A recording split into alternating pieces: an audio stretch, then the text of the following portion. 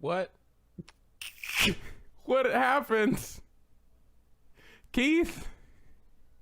Yeah, hey. Hey! What's happening? Hey, welcome. I didn't...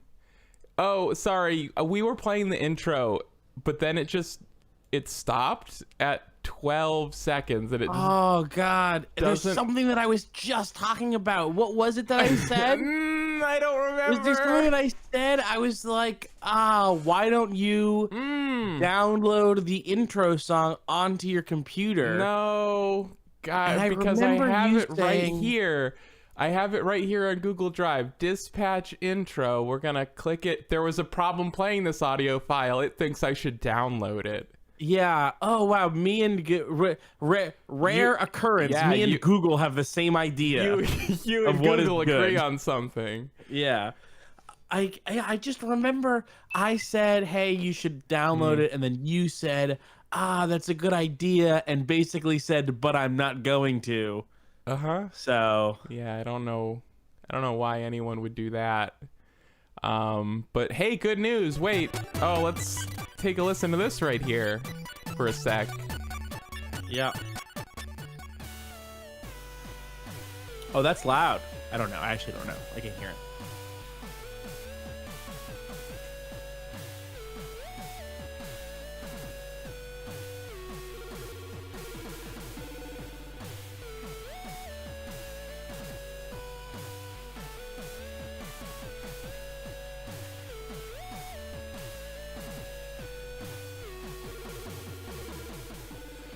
Oh my goodness, it's Monday morning yet again, and what else is happening as usual? It's Snooze Button. It's me, your host, Kylie Churchill. I'm here as always with my cousin, Keith J. Carberry. Hi, it's me. I've got breaking news. Oh my god, breaking news, what is it? I've got breaking news. I just want everyone to know, the millennials out there, maybe the cusp zoomers. I'm tingling with anticipation. Breathe a sigh of relief. I'm a millennial. Once again wallow in the past. Bette Midler confirms original Hocus Pocus cast will reunite for a sequel. Oh, thank God! We're finally getting it! Oh, fuck! We're finally getting it! We're finally, in 2020, we're getting Hocus Pocus 2. Thank God. Oh. And when we're watching it, the future is the present is gone, and there's only the 90s. Listen. We're finally getting it. we've been dying for it, and you know that. You know that about us. Oh yes. We've been and listen to how I'm saying it. We've been dying for it. Ooh. Anyway, nothing has ever alienated our fans more than Keith dunking on Hocus Pocus. You better not besmirch the good name of Halloween Town, or we'll be out of Patreon. I have to say this. Look, I watch Hocus Pocus and Halloween Town every year because it's the only Halloween movies I can watch almost, because I'm too scared of scary movies. So I can't watch regular scary movies, so I just have to watch Halloween Town and Hocus Pocus and Nightmare Before Christmas, which I know a lot of people watch in December. It is not a Christmas movie for me. This is a Halloween movie. I have thoughts on this, but I do also need to monitor the stream volume real quick for a second. Okay. So, don't count me as a I am not casting aspersions on Hocus Pocus. I do think the idea of doing a Hocus Pocus 2 27 years later. Ooh, but what if I just broke in to interrupt you mid-sentence because I need to know how loud my voice is? 7 years later. God, this seems like something we should have done 20 minutes ago, is what I would say. Because I need to know how loud my voice is. 7 years later. God, this seems like are we good? Oh, we're good. We're extremely good. No, we're not. Someone says there's a really bad echo. Yeah, that's what I meant when I said we're extremely good. Yeah. It was just because I was just playing the stream on the stream. That's all. It wasn't like not like Oh, deep this isn't problems. Okay. As long as it's not like a volume, voice meter thing. No, the thing is, if you've been watching these streams, you know that I'm usually too quiet, and Keith is usually a good volume. And XSplit just updated to not suck as bad. They finally put a software mic compressor in their program, which is great. Oh, it's been in there forever, actually. Oh well, it definitely wasn't there until I updated my XSplit. I mean, that's maybe weird. You had a very old XSplit. No, I didn't. That's so weird. Or maybe they moved it so it was less visible. XSplit has a notoriously difficult settings menu to navigate, but like, you say it's in there. I guess you wouldn't have heard that it was in there if it wasn't. So I guess it's not new. Right. But like, I really feel like I pounded my head against those settings. I mean, it's like, because most streamers, like big streamers, use shit like mostly like expensive, but like they use like prosumer like $400 USB mics. Yeah, I know. They use blue shit. I know. Right, and they use but they use like the XSplit built-in compressor and the OBS built-in compressor, and that's how I know. I mean, know like, that's what streamers do. It makes so much sense now that you say it. Can I tell you something? I'll tell you something that'll make you sick, but that I was really happy about. Sure. Do you know can you guess what the default ratio is for your mic volume? An XSplit's compressor, like what they're like, hey, set this ratio. And this was 6-to-1. And this is how I was like, I'm not touching these settings. These are good. Is it like 6-to-1? No, 6-to-1. 4-to-1 I think is average. 3.2 is like if your program knows what it's talking about. And then if it's bad, it's like anything above 4.5. Here's what I'll say. When it comes to the human voice on a podcast recording, I like some pretty hefty compression on there. I will often set a ratio of like 1-to-5 or 1-to-6, and XSplit was like, don't even worry about it, 1-to-8. And I was like, oh yeah! My god. Yo, that's terrible. I bet that sounds like shit. It probably sounds like shit. I mean, because the high ratio, because like the thing that you really do to tune your compression is a threshold. That's like where it's set. But then if you're setting an aggressive threshold and you still need an 8-to-1 compression ratio, that's like Joker-fied audio engineering. That is Who said I needed it? Yeah, listen. I want an 8. That is the audio equivalent of the Joker shooting fucking. Listen, God, what is that guy's name? I can't even. Robert De Niro in the head on live TV. No, shut the fuck up. I was trying to say what I really want is an 8-to-1 compression ratio, and I'm tired of pretending it's not. All right. I mean, they'll be able to hear our voices. I mean, they'll be able to hear our voices. What? I mean, why are you shushing me in the middle of our show? What? I was gonna listen to it and see how it sounded, but I was a little too slow. But it sounds fine. I'm not being compressed. You're being compressed. Well, you're only being compressed by Discord. Right. Well, I have as many settings as possible turned off in Discord because my mixer does. But you're just getting the regular regular compression. Every day we're sending your voice bit through compression, Discord. not Bit audio compression. There you go. Well, here's the thing. I think people love this too. They're just if there's two things people love, it's Hocus Pocus 2 in 2020 and it's audio compression top. See, this is for the second week in a row. No. Listen, you're totally right about the audio compression thing. Nobody wants to hear that. It's indisputable. But I don't know if you notice, people our age, especially I think now that they're like adults again and they're not irony poisoned as much, or they are. I can't get a grasp on how we're using the term irony poisoned anymore. But the point is, adults are into liking dorky stuff again. People our age are fucking bananas for Hocus Pocus. That's why they're making a sequel. I don't think you're totally wrong, but I don't think it's as complicated as people just are genuinely wanting to relive, the movies of their past. I think it's more like people are desperately trying to escape the present. Oh, there's definitely that. But no, here's what I mean. Is what I whoa. I'm just saying you can't make. And by the way, I meant to say this earlier. Please, I'm looking at the Twitch chat now. If you're watching on Twitch, just give me a little comment in the chat. Tell us how our voices sound compared to one another. Don't just tell me if you can hear our voices, but tell me if they're like, imagine we wanted our voices to be the same volume. Tell me if that's happening. Imagine you are wine tasting and there's social pressure to say something smart about the flavor of a wine. It's our voices. Imagine HR needs you to find a difference between these two audio tracks.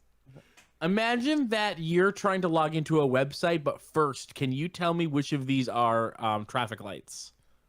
Everyone's saying they sound good. Someone said Keith's voice sounds kind of close, but that Keith is marginally louder than Kylie. That's what I wanted to hear. Thank you. I'm an intelligent creature, and I understand things like margins. Yeah, that's when you either make slightly more or slightly less money than you spent. That's when your teacher asks you to take out a ruler and draw the margins on your paper before you start your writing assignment. And I think the ruler is like about an inch thick, so you probably do inch margins. It's the slider in Microsoft Word that you move to game an extra like 6 or 7 lines out of your 5-paragraph essay. Yeah, and your English teacher is fooled every time.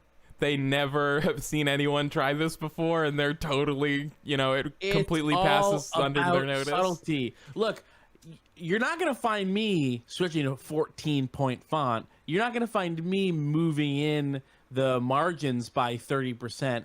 I'm going 12.5. I'm going 12 point font. I'm going 12.5. I'm doing 1.1 times line spacing. I'm talking about tiny fractional increases in word spacing. Because it is not about the quality of your essay. It is about the arbitrary length. Everybody knows if it's not long enough, it doesn't matter how good it is. And I've been saying this forever, that we're not teaching kids, we're not properly teaching the English language to our own English speaking children in this country. And that's because when you hand in a writing assignment, the English teachers don't tell the kids that when you turn in an assignment, the teacher is largely grading that essay based on the aesthetics of the page. They're looking at it. You need glitter. You need washi tape. You need another multicolored highlighters. You need plastic, transparent homework folders to put your essay into and then clip it in there so it has a nice plastic hard cover on your essay to turn it in for bonus points. You need the Pledge of Allegiance written in mock blood.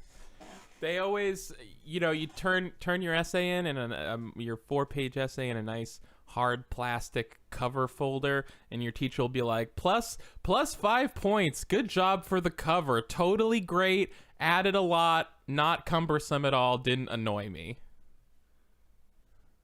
I like those covers though. They're nice. They're okay. They give a nice weight to the paper. They're okay. Like now homework, I'm sure it's totally common in high schools nowadays for teachers that just do all of their homework 100% online. It's probably most classes in all schools or something, right? Does anyone print out homework anymore for the kids? I don't even know. I don't know. Like, when I was in school, I printed out homework. Well, what I mean is, like, Lucas is in 4th.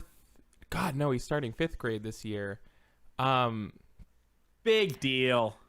My daughter's starting kindergarten. It's such a bummer that this is her kindergarten year. But luckily, my daughter was already smart enough to skip kindergarten if she needed to, so she's fine. I mean, she's not fine. No one is fine right now, but the fuck was I talking about? God damn it. You're bragging about your kid. No, I'm just talking about her. She's worth bragging about. You were Big saying, Lucas, do kids have homework? I have something I have to tell you after the show. Child-related news. Ooh, high CPU usage detected. That's no good. We don't want that. So, Hocus Pocus. Here's what I was going to say. Hocus Pocus, it's fine. It's more like Hokey Pocus because it can't be. But I'm just saying a lot of people love Hocus Pocus. That's all. Sure. I watch it almost every year. Halloween Town 2 is such dog shit. It is such a fucking garbage movie. It's absolute trash, and they just get worse and worse. And then are there more Halloween Towns? There's 4 Halloween Towns, I think. There's 4. So the second one is dog shit. This is where I was going with this. The second one is dog shit, but it's at least something that you can watch and be like, isn't this some mild Halloween dog shit that we can watch? Yeah, aren't we not carving pumpkins but feeling like we probably should? Right. Halloween Towns 3 and 4 are just unwatchable swill. They at some point they replace the main character. They replace Marnie's actress with a totally different person. Oh, well, And I mean, if you can't get the main girl from Halloween Town, didn't she just become an adult or something? Well, yeah, but so did the plots of the movies. They became about her being in high school and stuff. Oh shit. Okay, yeah. Yeah. And so, but then for the fourth one or something. Well, I mean, just a totally new person. And it's if you can't get the main character from Halloween Town, don't do Halloween Town. Make a new Halloween Town movie. Make a new Halloween movie starring this girl. Yeah, make a new Halloween Town movie starring a new character. Right. Yeah, you can call it Halloween Town the new class. I don't care. But you can't call it Halloween Town 4 and call this new person Marnie. Well, it's funny because my first reaction, my knee-jerk reaction was to be like, and what the fuck was she doing? Oh, too busy with her career to be in Halloween Town 3? But I guess if you think about it, I'm sure the paycheck for Halloween Town 3 was even lower than 2. And if you're trying to get upward, the budget, you're saying? The budget, probably the budget in general, but then probably the budget in general, and therefore the paycheck offered to the actress. And if you're trying to get upward mobility in your acting career, playing the third movie in a series and getting the same or less money for it when you're trying to make a name for yourself is probably not the best way to do it. Or you don't want to get typecast as the girl who stars in the kiddie Halloween movies. Look, I'm saying if you can get oh, she regrets it now. She wishes she did 18 Halloween Town movies.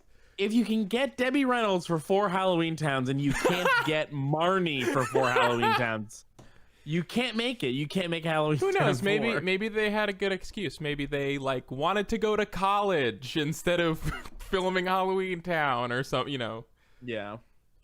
Look it up. Maybe there's an article out there about why maybe somebody was hitting the streets and reporting on why the lead actress of Halloween Town wasn't returning. Maybe there was extenuating circumstances. I don't know. Look, they've been able to turn movies into other movies by changing a few things in scripts before. Yeah. The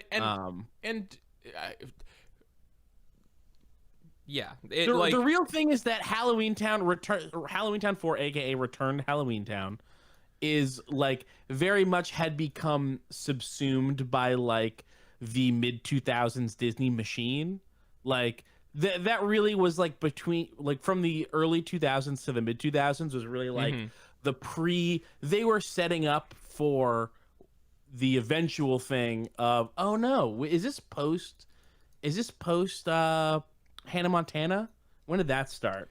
Hannah Montana was definitely not, well, it started 2006. Yeah. So yeah, this I was is gonna say definitely not early. It's probably late. yeah. This is like the not the start of, but like the payoff of a shinier Disney Channel, like a shinier new Disney Channel thing. And I think that like instead of doing the I was a child who found out I was a witch and I went to Halloween Town and it changed my world, and like okay, now right. I'm a young adult, then I'm in high school, or like I'm a teen, then I'm an early teen, then I'm in high school, and now I'm an adult, like being an adult witch doing adult witch shit. They're like, no, we know Disney is about kids doing kid stuff. We need to pretend that this is still about someone who's like 16 or 17 or whatever. Okay, like that's my best guess. But your best guess for what? For why they changed characters, for why they were like, let's like age this character down by like 2 years and pretend that she's like still high school age instead of like early 20s. Oh, I thought you said the later sequels did have the character be they an did. adult. Yeah, well, she started as like 8, and then she was like 12, and then she was like 16, and then the next one was like still like 16. So they did halt it instead of taking the final step, completing the circle. They had a chance to complete the circle, the ultimate movie crime. They had a chance to complete the circle, and they didn't. Because it was all about, that first movie was all about like 3 generations of women who all had different who all had different ideas of and relationships with being a witch and with Halloween Town. Right. It's funny, like totally wimped out on the last arc of this thing with like the final step of moving this character from one generation into the next, and they were like, no, we're Disney Channel, we do high schools. Yeah. Well, I don't know. yeah, Hey, look, you could have had the movie that introduces the new Halloween Town character, and the original main character is the one who's now very familiar with the town, who is the introduction. Yeah. You know, the new character's like gateway into this Halloween Town world. Where can you go online right now for as fucking honestly, for as spot on analysis of the Halloween Town series as we are giving here today? Okay, I mean, if you're looking for good discussion of Halloween Town, Run Button's always going to have that for you on tap. Even though I haven't seen it. Every day we have it. Every day. It's just pouring out. It's flowing out. But I was going to say, if you stopped short of that and just said, where can you go for discussion of Halloween Town on a podcast, I was going to say, like, probably many places. But I was going to say, as I'm somebody who is largely on the outside, like, basically Hocus Pocus and Halloween Town were movies that I never saw growing up. Would see commercials for on Disney Channel for, like, so I would see how ads for them probably on Disney Channel and stuff. And so in my mind, those two movies, like, I have a conception of them basically being identical movie franchises. Extremely different. But they're actually really, like, Halloween Town, if I'm not wrong, skews younger.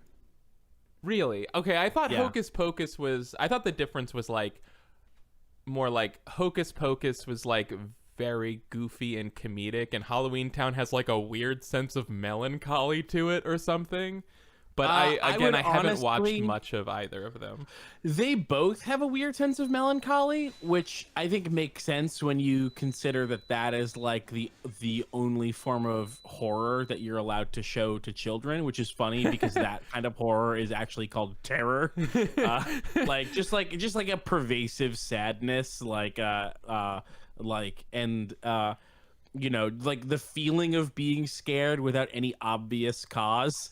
But I would say that Hocus Pocus is both sillier but skews slightly older. and Halloween Town is just, it's not less silly because it's more serious. It's just less silly because it's a looser, worse script. Okay, bummer. Yeah. It is a more interesting. This is the weird. This is here. Look, it's a more interesting script. It is a more interesting. It has more. It is. It has like on a top level, different top level than we were discussing off mic. It has like more interesting. It's got better themes. Yeah, it has like it on a certain level. It totally has a story to tell. Where like maybe Hocus Pocus is just there to make you laugh. Yeah, the Halloween Town is a shitty script that is about like growing up, like identity and generations and growing up and your feeling about your home, and it's honestly it's very Stephen King themes. I guess I've only maybe seen like the first third or something, and it kind of seemed like it had I bet a lot of people related to it because it is about like how do you relate to the different members of your family as you grow up, I think, but it's also like it has that feeling of like how do you relate to your family when your family's not a typical family, and like everyone kind of like in a certain way nobody's family is really like the stereotypical families depicted on TV, so like everyone kind of feels like they have a weird unusual family. And then it does like what I think is not extremely uncommon but fairly uncommon enough that it's noteworthy, where there's like you get a movie about like in a story about like parental strife, like a child like at war with their parents, like just like coming from two totally opposite directions, and it's usually about like parents not understanding kids in a major way and kids not understanding parents in a minor way. Is I think usually how that gets played, and I feel like a lot of times those don't get resolved. This is a nice one where this is a movie about like a mother coming to understand her daughter, which is nice. And then Hocus Pocus is like a better script, tighter directing, better jokes, total fluff. Right. Okay. Yeah, that was basically the impression that I had. I can't believe how much I have to say about these movies. Yeah. Well, it just occurred to me a minute ago. I don't know.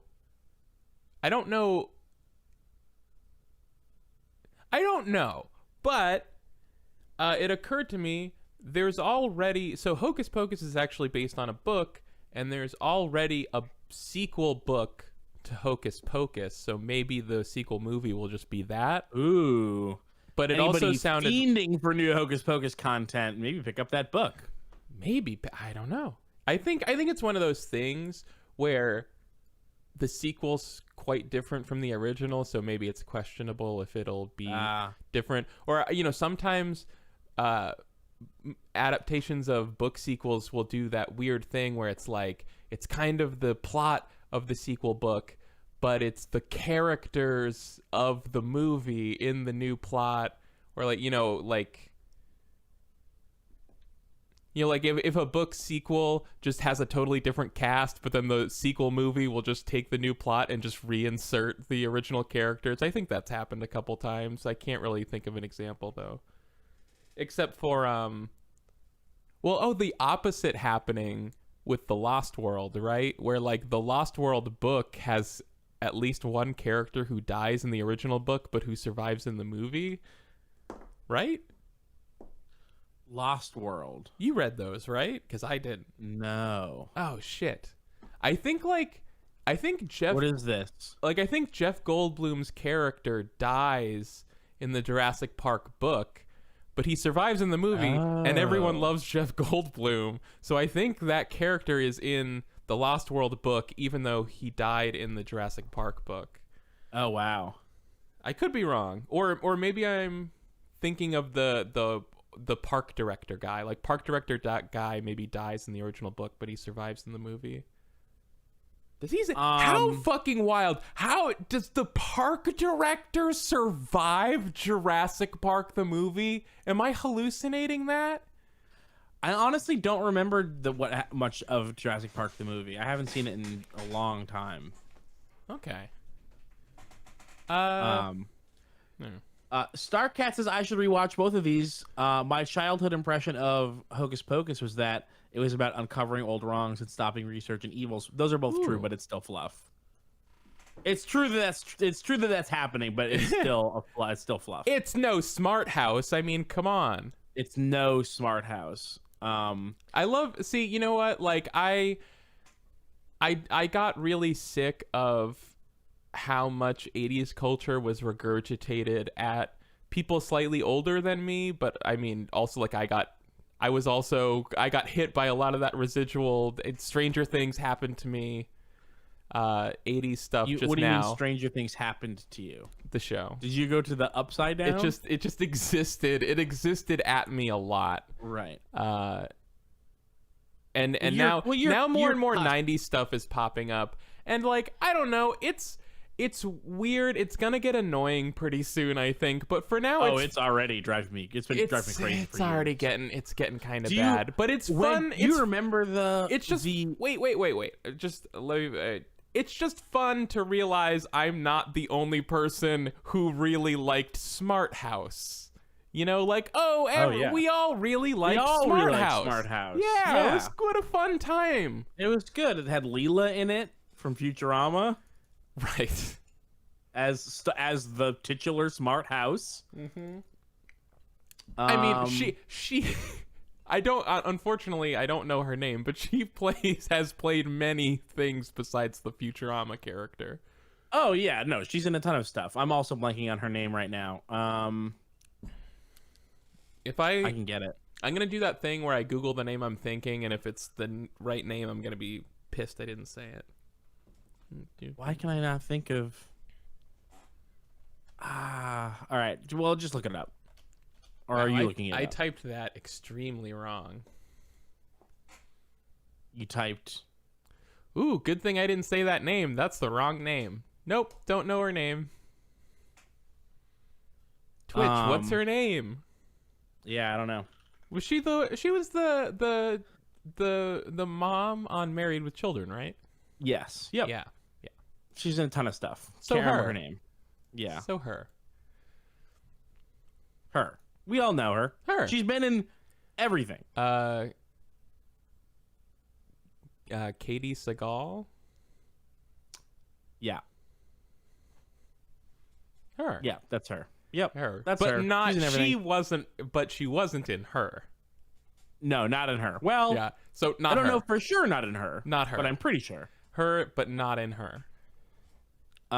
Anyway, so we all like Smart House. I feel like I knew Smart House was huge. I didn't know that you didn't know that Smart House was huge. I would have told you. Well, I guess I would have said, "Hey, Kylie, Smart House, that was huge." That was huge. Well, it's funny because you look back and it's like, well, yeah, they played Smart House on Disney Channel all the time, and they wouldn't have done that if it wasn't one of their shitty movies that people actually liked. Well, so in retrospect, it's obvious, but like when you're a kid, you live in a bubble. Like we also didn't have the internet really at all back then. I mean, kids didn't. That's the other thing. Part of the reason why it was huge is because it was on 75 times a year. Right, exactly. But I loved it the first time I saw it, though.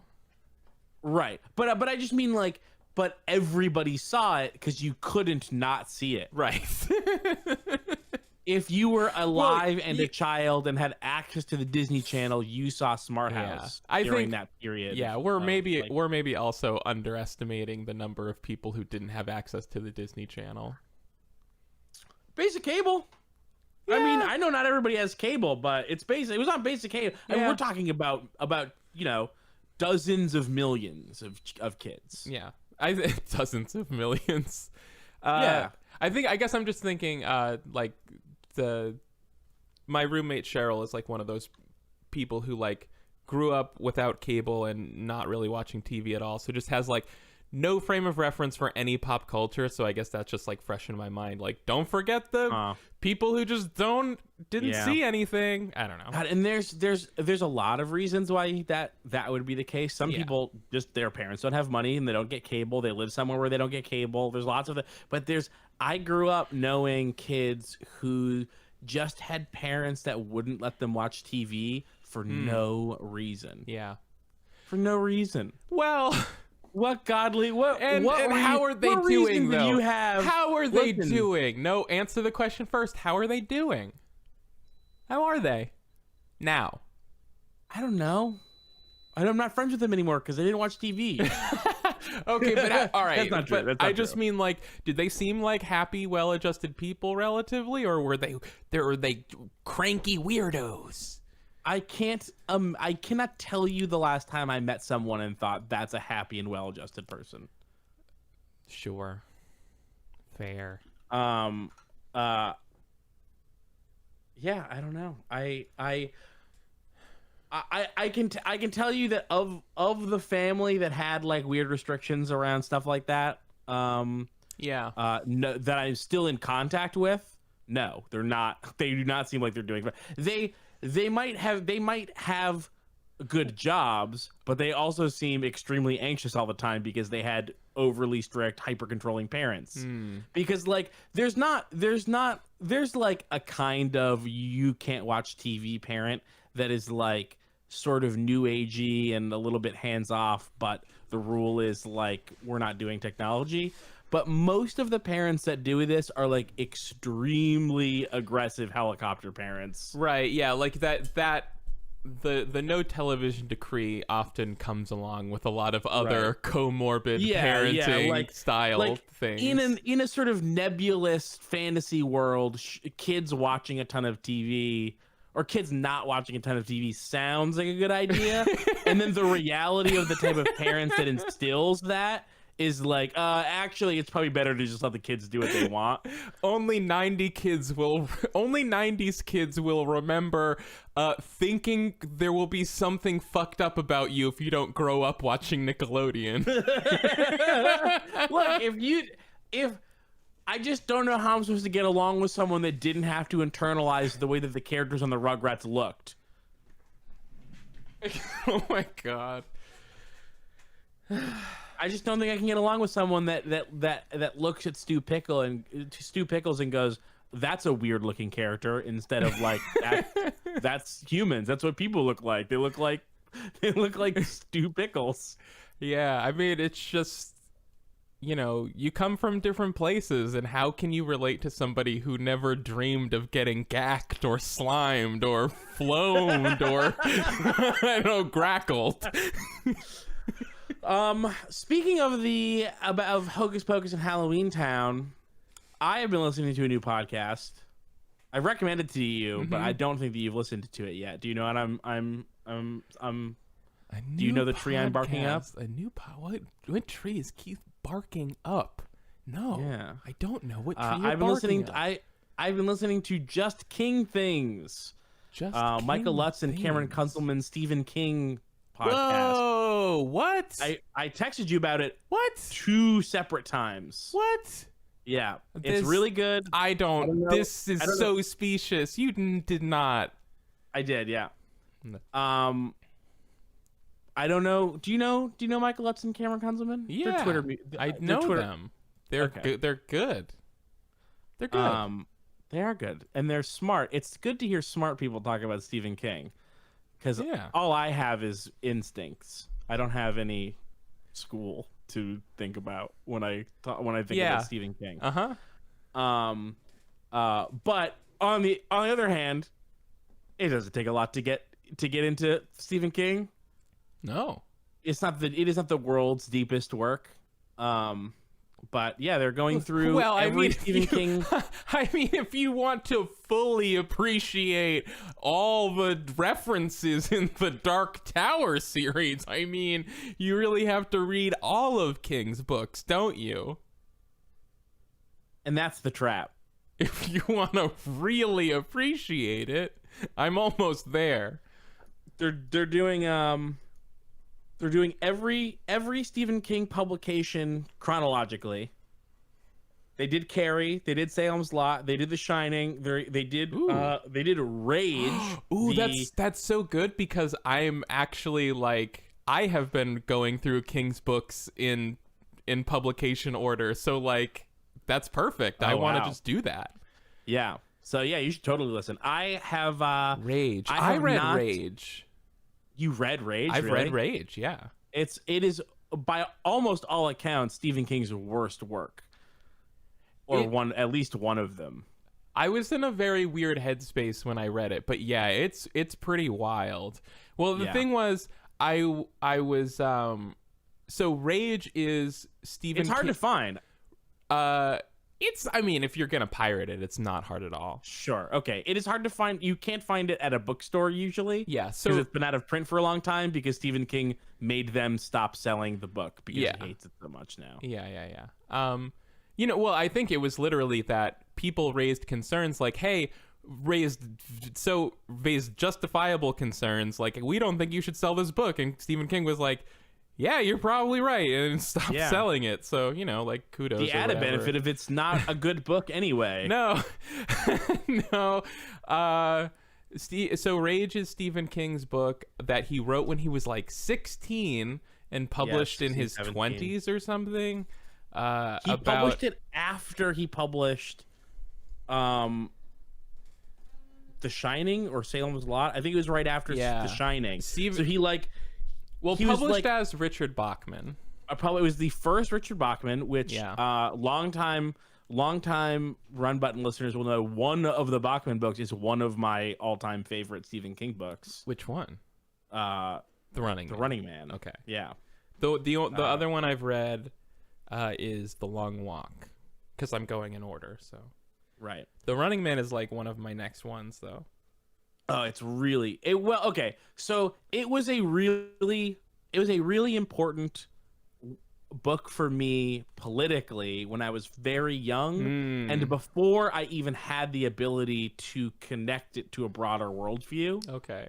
And so the older I've gotten, the more I understand my development of my own politics, not as like a linear progression, but as several islands emerging from an ocean that eventually all connect to each other. Yeah, that's a great way to look at it. And this was like one of the big ones. Okay, yeah. I don't know if it holds up, but it was very important to me when I was like 14. Yeah, like caring about something politically, but not having a clear picture really of what the real world looks like yet, so not knowing how to compare it to the world in the book. It's very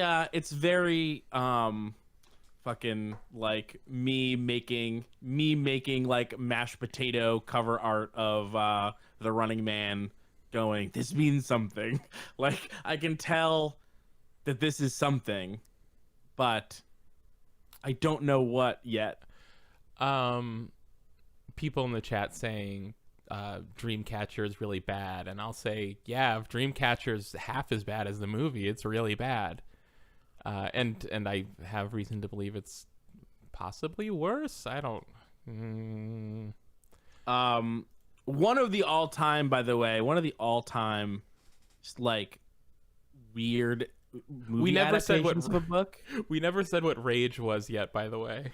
Oh, Rage is Stephen King's school shooter book. Yeah, it's a book about a kid who brings a gun to school, shoots his teacher, and then holds the school gets evacuated. He holds his English class maybe hostage, and they all just have a chat for a short book. Yeah, it's like 12 Angry Men, but it's one angry boy.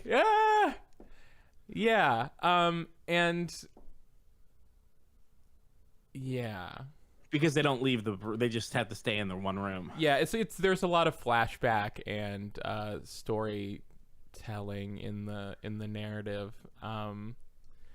So I read it because I was reading King's books in order, and I got to that one, and I was like, okay, here we go. Here we go. And I was kind of really bracing myself for it being like a really like kind of dark, hateful narrative with a lot of like angry, negative emotions and stuff, and a lot of gruesome things happening in the story.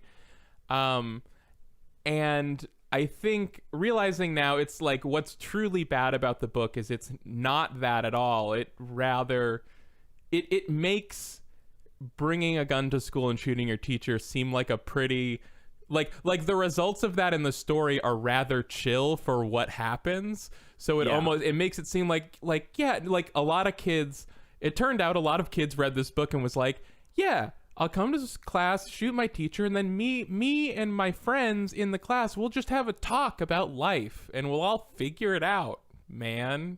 And it's not English class. Although, you look, I've got to say, if that is where this book leads you, there's more going on than the book. But you're also, maybe you don't sell the book. Probably. It's not worth it. Yeah, hang on. Okay. I don't know what I'm hanging on for, so I don't know if I should vamp or not. Sorry, no, I'm back. I was just okay. I had to look at something. Okay. Did you hear my last comment? Yes, but repeat.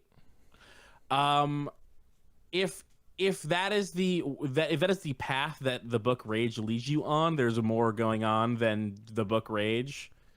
Like if you read Rage and you go I have an idea. Let me go do what this book is doing. But also it doesn't help. There's no reason to sell it. It's not any good. It has nothing. It seems like it has nothing really interesting to say about like the kind of person that would do something so horrific and violent. It's weird. Like what's really interesting about this book is that it's written by Stephen King when he's in high school.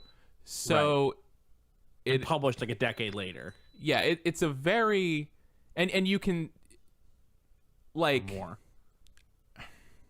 I mean, that's just what it is. It's this like very juvenile perspective on life and the world that's in this book.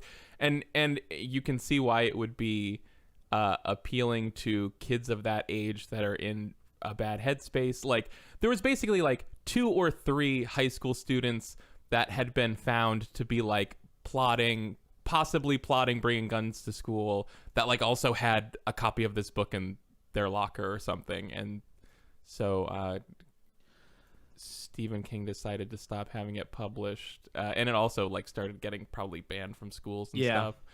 But this podcast very like serendipitously was announced to me, or I found out about it. It had not yet started. It's a Patreon reward for Ranged Touch. The Ranged Touch Patreon. Ooh, I have access to that. Yeah, I think I subscribed to help to get to the Just Kings button. Things. Yeah. The podcast is not Patreon exclusive, but the existence of the podcast is a Patreon reward. So what you have access to is the Ranged Touch Patreon monthly show. Say that again. It's not Patreon. It is a Patreon. It was a stretch goal of the Patreon, but it is not Patreon exclusive. Right. You do have access to a Patreon exclusive Ranged Touch podcast, which I listen to and is good. But you get Just King things for free. Ranged Touch is such a good name. Yeah, it's a really good name. And they have good shows. I like their stuff. But it was great because we had that one podcast where we accidentally talked about Stephen King for like 2 hours. Do you remember that? A few months back. Yeah, we've done that a bunch of times. We're kind of doing it right now. Months ago. The most recent one from like 8 months. Anyway, this happened. Yeah. And then like 3 days later, I saw either Michael or Cameron tweeting about, hey, we're almost there to our stretch goal to do our Stephen King podcast. And I was like, I am in the mood for that. And then it only took them a couple more months to hit the goal, and they started putting out episodes. The Night Shift is coming out, and then I believe after Night Shift is The Stand, and it's going to be my first read-along one. I'm going to read The Stand in preparation for listening to the episode. Never read. I've never finished, because I find it unbearably boring to read. I tried when I was in the height of my Stephen King fandom, when I was like 12 or 14, somewhere around there, and I was like, ugh, this is boring. Yeah, see, and then I tried again when I was like 19, and I still was like, no, I can't do this. Of course, I listened to the audiobook, so like whatever parts of it might have been boring or dragged a bit were like, it's a very passive experience for me. I was probably I was almost certainly playing Halo 2 like the entire time. I always heard that the book was this is like an all-time favorite of people. Like people I thought loved The Stand. This is important though. This is important for me.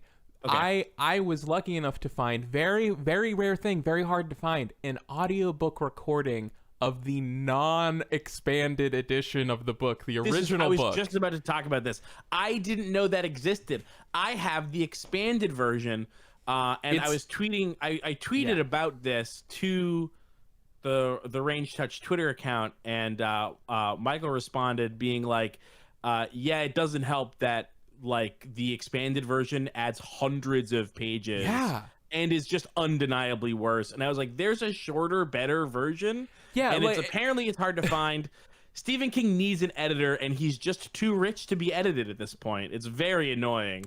Yeah, potentially. So the story about The Stand, this is the story as Stephen King tells it, is that he wrote this book and that it was so long, and this was like in the 70s, that like it was published in hardcover originally, obviously, but they still would have been thinking about trade paperback for the future. And I think it was something like they didn't have the trade paperback technology for a book that long, basically, or like, probably also wouldn't want to, it'd probably be more costly the more pages it is or whatever. So they edited it down. And then a few years later, he was like, oh, finally I can sell the whole book. But they've been selling the expanded version, I think, since the 80s or something. So it's very hard to find a non-expanded print copy, and it's nearly impossible to find the audiobook recording. But yeah, looking back on it, like that was such a long, sprawling book that felt like it. I don't remember ever feeling like, ooh, this is like really dragging or really bloated. But like, God, it certainly didn't need to be 25% longer. Like, holy shit. So yeah, my copy, I believe, is like a regular mass market paperback, like, the size, just like the normal the paperback size. Like I have one too. It is, I think it's 1,200 pages. Oh my God. Yeah, I'm thinking like they have paperback copies of it, and they're really thick, but also they have pages like the Bible. They're like extra thin, right? I mean, they're actually literally not as thin as the Bible, because that's like the gold standard for the thinnest possible pages. I mean, not that there's one printing of a paperback Bible, but just like how they tend to be. Yeah. Shit, what the fuck was I gonna say? Oh, I was gonna say, it's funny now. I just realized so I listened to the non-expanded audiobook, The Stand. Multiple times have I tried to either read or listen to the expanded version. I always fall off because it's so boring. So it's like super boring. Yeah. I've only ever made it maybe like 150 pages in. Vamp. And I bounced off. Me Vamp. Okay. So I'm excited to read that. I might also read Night Shift, because I haven't read Night Shift in like 15 years. But it is nice to like, I don't know what it is. I know what it is. It's that I filled my like childhood with reading Stephen King. And so it is nostalgic to consider Stephen King again. And he's just like a fascinating author. Like, some of the most interesting Stephen King stuff is like, it's so defined by his limitations as a writer, which he has a lot of. But like, but in like a good way, like in the way where some of my favorite video games are like not quite AAA games that are not quite polished. that have like weird ways of doing things. But he's just like I don't know. I like can't get over how he reminds me that writing is like a craft in kind of a literal way, which is funny because more than any other writer I can think of, has like defined his career by speaking of it as a craft, like writing, like be like, here's how you exercise your ability to write. Hi. I've been listening the whole time, but I did have to take my headphones off briefly just a second ago. Could you repeat your bit starting with the word craft? That Stephen King, it like reminds me, reading Stephen King and then also listening to the podcast about Stephen King reminds me of like the ways in which writing is like a craft that like you don't have to be any special kind of person to get good at writing because writing is like, it's in like a very loose sense, it's like woodworking where you learned to be a woodworker and then you can do it. And like Stephen King is kind of like the writer equivalent of that, where he's such a nerd and such a fucking loser. and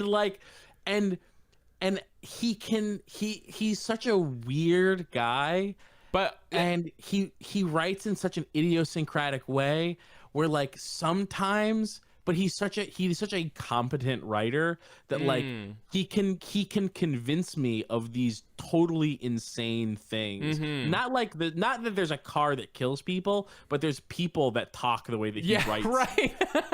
or that like I am like, he writes in a way that makes me believe that his idea of what a cool guy is actually cool. Yes. And like the reason he can do that is because he's a craftsman. He knows how to write good in a way where like even him, a total nerd loser, can figure out the way to put words in an order where I'm like, yeah, this is all if I stop to think about this, I'm like, this is horseshit, but it's really good. So you know that this is literally the metaphor that Stephen King uses for writing in On Writing, right? I have not read On Writing. No, I have not. I have no idea. Okay. No. What is this? This is like 95% just stuff that I've had in my head about Stephen King for years, and then a sprinkle of having like refreshed that sense from listening to this podcast. Interesting. So what is he saying on writing? On Writing is a book that Stephen King wrote about writing. It's pretty short on its own, and even then about half of its pages are more like a mini autobiography, and like only the second half is really about writing. So there's not like, because I think he goes on some bit about how like there's one exception to the rule of like all books about writing that are more than 200 pages are bullshit or something like that. But yeah, like I think his main metaphor that he comes back to is talking about like, imagining your like writing toolbox and like what tools do you have in your toolbox and like honing your tools and getting better at using those tools and that sort of thing. Neon says, I have the opposite impression of King. He's a savant that mostly good stuff just flows out of, but also doesn't spend a ton of time on the meta stuff. It's true that he doesn't spend a ton of time on meta stuff, but he writes like a maniac. Constantly. Like he is constantly writing. Yeah. Here's something that I do know from On Writing, which I only know from Just King things, which is that he has something that he calls trunk books. Do you know about trunk books? No. Well, I'm pretty sure that this was said to be something from On Writing. You just mean like books that he's write, and you just put away. You just put them away. You just write a whole book and then do nothing with it because it's not good enough, or it's just for practice, or it's something you'll come back to. Like, we're talking about someone who writes every day. He was in an interview. I don't know. It's famous. No interview. It's from the book On Writing. I've just told you about it a bunch. Is this the Writing on Christmas thing? Yeah. Yeah. Okay, that's from you. Okay. Yeah. I think there's some bit in the book where Stephen King says in an interview that he once said he writes every day except his birthday, 4th of July, and Christmas, and that it was that he lied, but he lied in the opposite direction that you would expect, because the truth is that he also writes on Christmas and 4th of July and his birthday and every other day. Yeah. That's what he says anyway. I'm just so fascinated by him as a character. And apparently so is he, because he put himself in his books.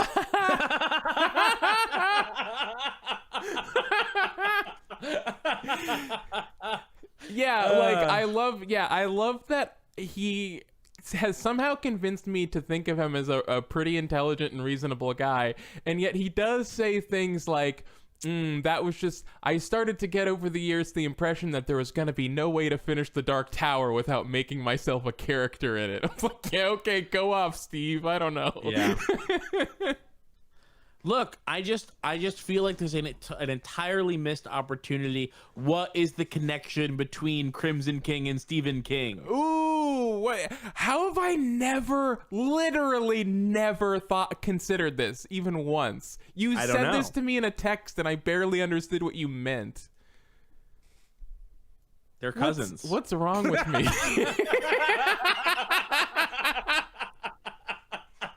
I had a tweet where they were cousins, but it was based on that Stephen King had both a self-insert character and a character with the same with I mean, he was a king, but technically it's also his last name. And what is that saying? Oh my God, they're holy shit. Yeah, there's a king on both sides. Well, and if you think about it, who really is the one who's causing massive instability within the world of Stephen King? Whoa! Crimson King. Also Stephen King. Holy shit. Yeah. Holy shit. Yeah. How did I... And then I'm so embarrassed that I spent so much time thinking about The Dark Tower and I never picked up on this extremely obvious read of The Dark Tower. I have never heard anybody say this. That's if someone out there wild. Has talked about this, I've never heard it. I also don't do a lot of reading about Stephen King fan theories, but whatever. But then the other did thing, though. Well, I'm glad to have an original angle on The Dark Tower. Yeah, as somebody who's spent not a ton of time, but also a not insignificant amount of time on thedarktower.net, I can tell you this is not a common take I've heard. I think it tracks. I don't think, and also it tracks in the best way, where it doesn't even have to have been on purpose. It just fits. Yes, exactly. That it not being on purpose would actually be more appropriate to the Dark Tower series, because that's basically that whole series. It's just a bunch of cool stuff by accident. Yeah, and some not cool stuff on purpose. Yeah.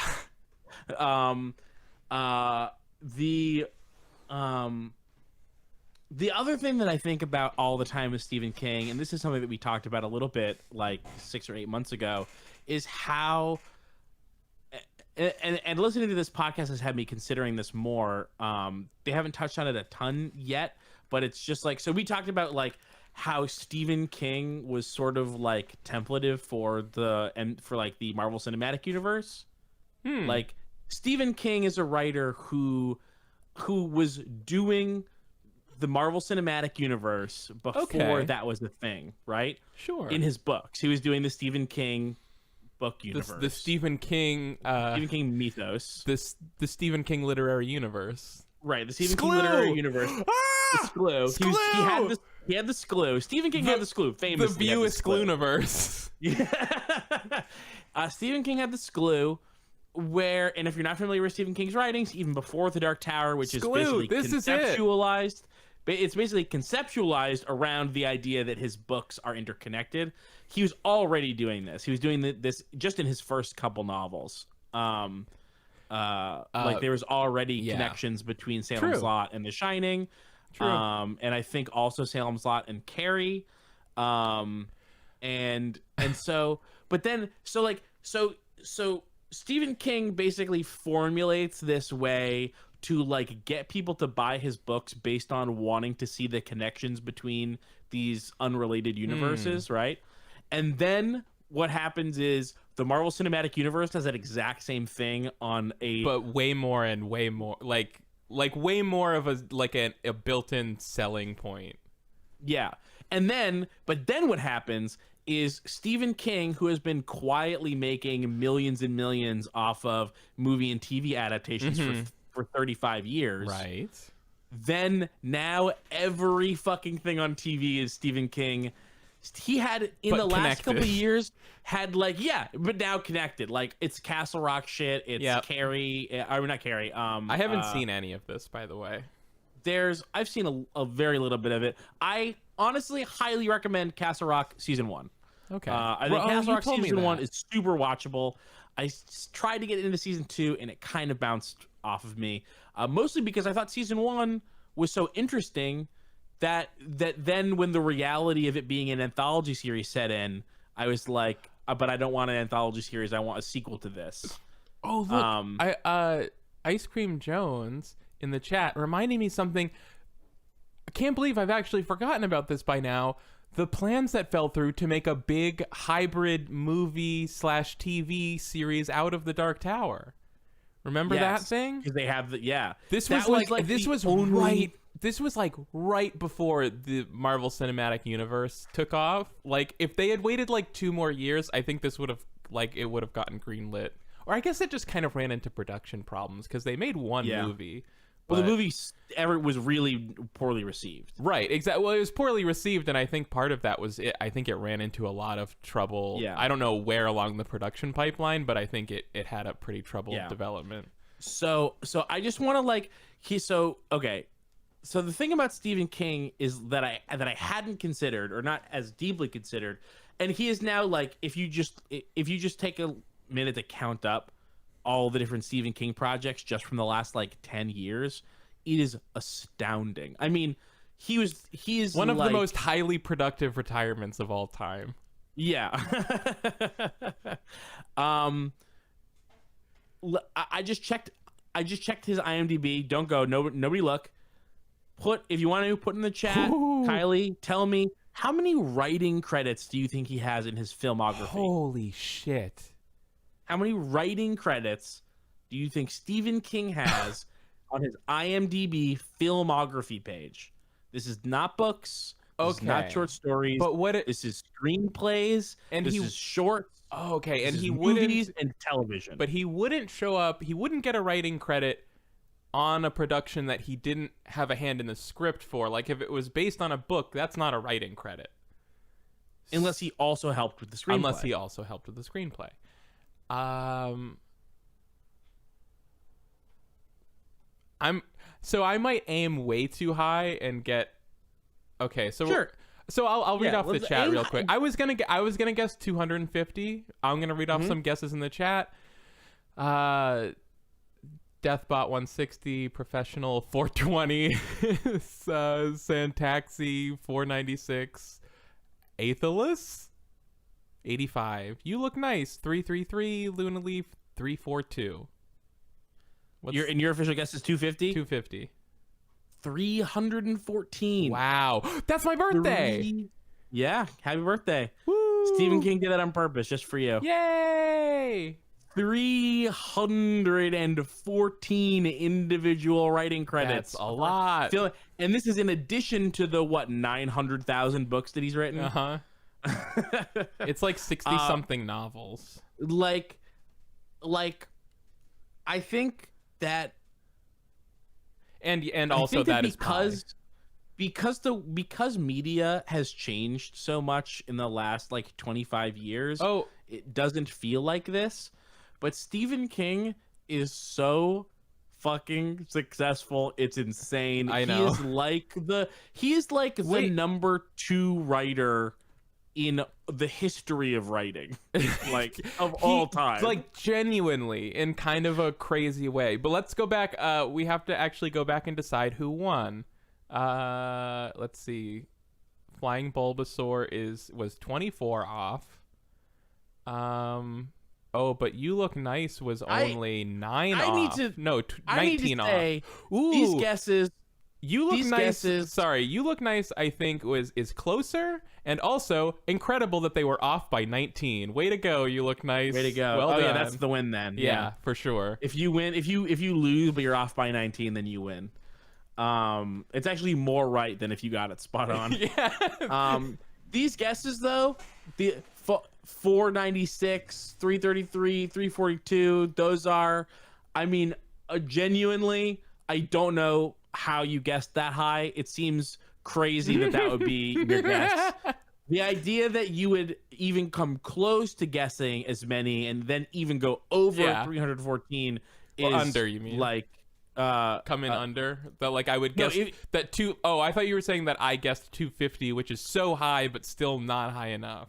No, I mean like that the people in the chat were able to guess so close, but also still think it was even more than the astronomically high amount. I would never guess that much, except that like just from going on IMDb so much, you get like a sense of like, oh, people have way more credits than you would ever guess on things. Okay, but like, who's a famous Hollywood writer?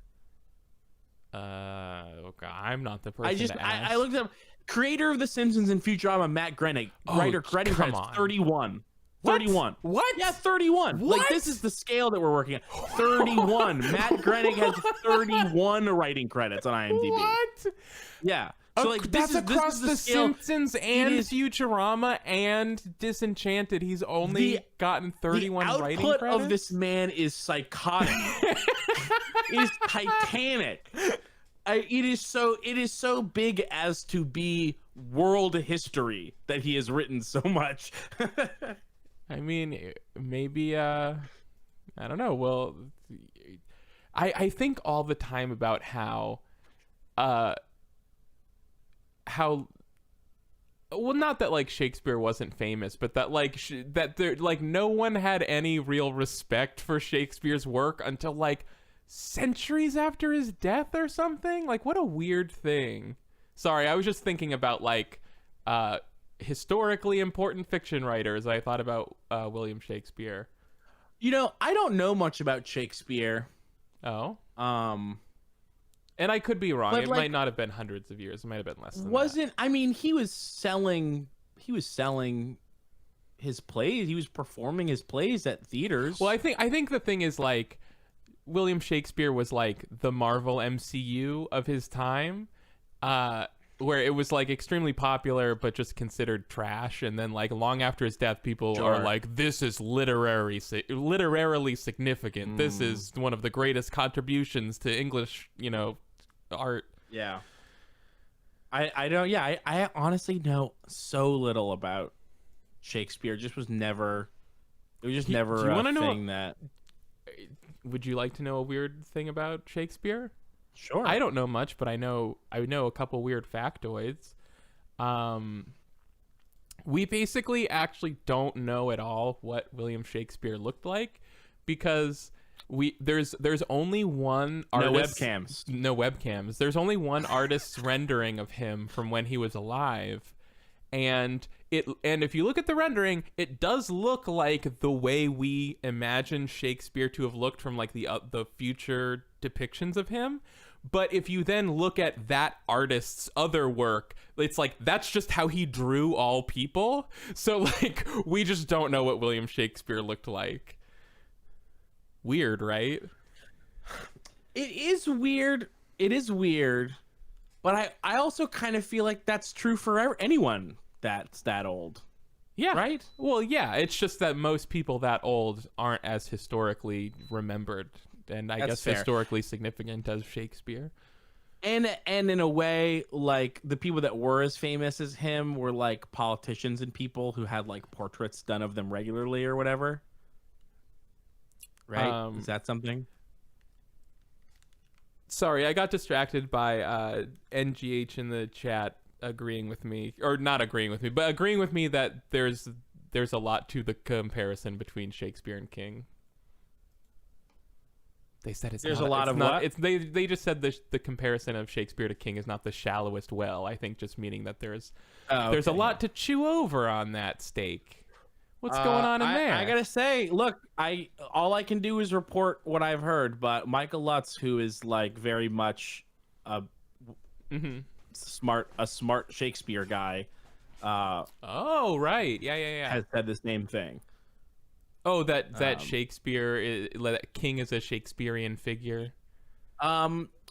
or like that there's that they write in a, that there are things about Stephen King that are Shakespeare-ish. Yeah, I guess more. Yeah. Sorry, more. I would guess more Shakespearean in like craft and output, rather like not like whatever. Not that people think of King the same way they think of Shakespeare, but that like he might serve the same role now that Shakespeare served then, sort of thing. It is a point that I noted as interesting, but couldn't do anything with because I just don't know Shakespeare very well. Oh, I knew Shakespeare personally. Ask me anything. Oh, really? Yeah. How was it true that he was a food hoarder? Yeah. He's always storing pumpkins. I think mostly it was mostly pumpkins. I think that is a actually, famous, I guess, rumor about Stephen King, or not Stephen King, about William Shakespeare, was that he like would like hoard food and then sell it at inflated prices during famines. I don't know if that's true, but I have heard that is a rumor about how he like made his actual money. Jesus. Yeah. Oh my god. But anyway, I don't even think Shakespeare. I just want to say before anyone gets on me in the comments, I don't think Shakespeare might not have had access to pumpkins. All right, I just wanted to know that I know that. You don't know where pumpkins are native to. I'm just saying that it's questionable. I know that it's questionable. I don't know. I haven't done the research. You don't know from where the gourd hails. I don't want to be dragged for not being, I don't want to be dragged for any anachronisms in my Shakespeare goofs. Anyway, long story short, Shakespeare, interesting or not, I don't know. The reason that sentence was weird because I said Shakespeare instead of Stephen King again, but I just rolled with it.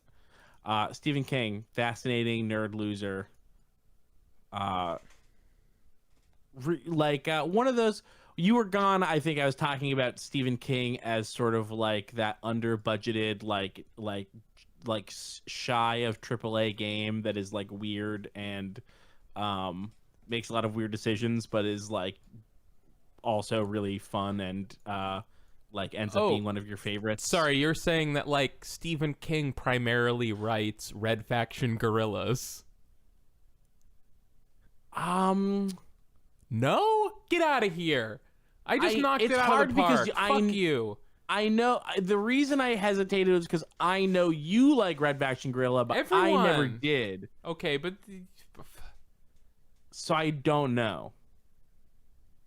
But for me, but sure. I'll say yeah. Sure. But I also... The other thing is that I think he has some of the best books that he has some like quote unquote great American novels in his Stephen King? Yeah, Stephen King. Yeah, I would say so. I mean, like, he has some real fucking bangers. Insofar as great American novel is even a real thing that matters, then yeah. I would call it but I know what you mean. A genre. Yeah.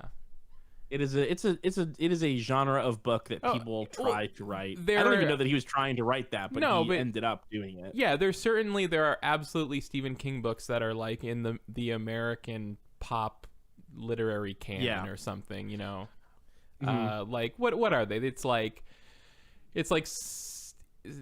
Salem's Lot, Carrie. Yeah, The Shining.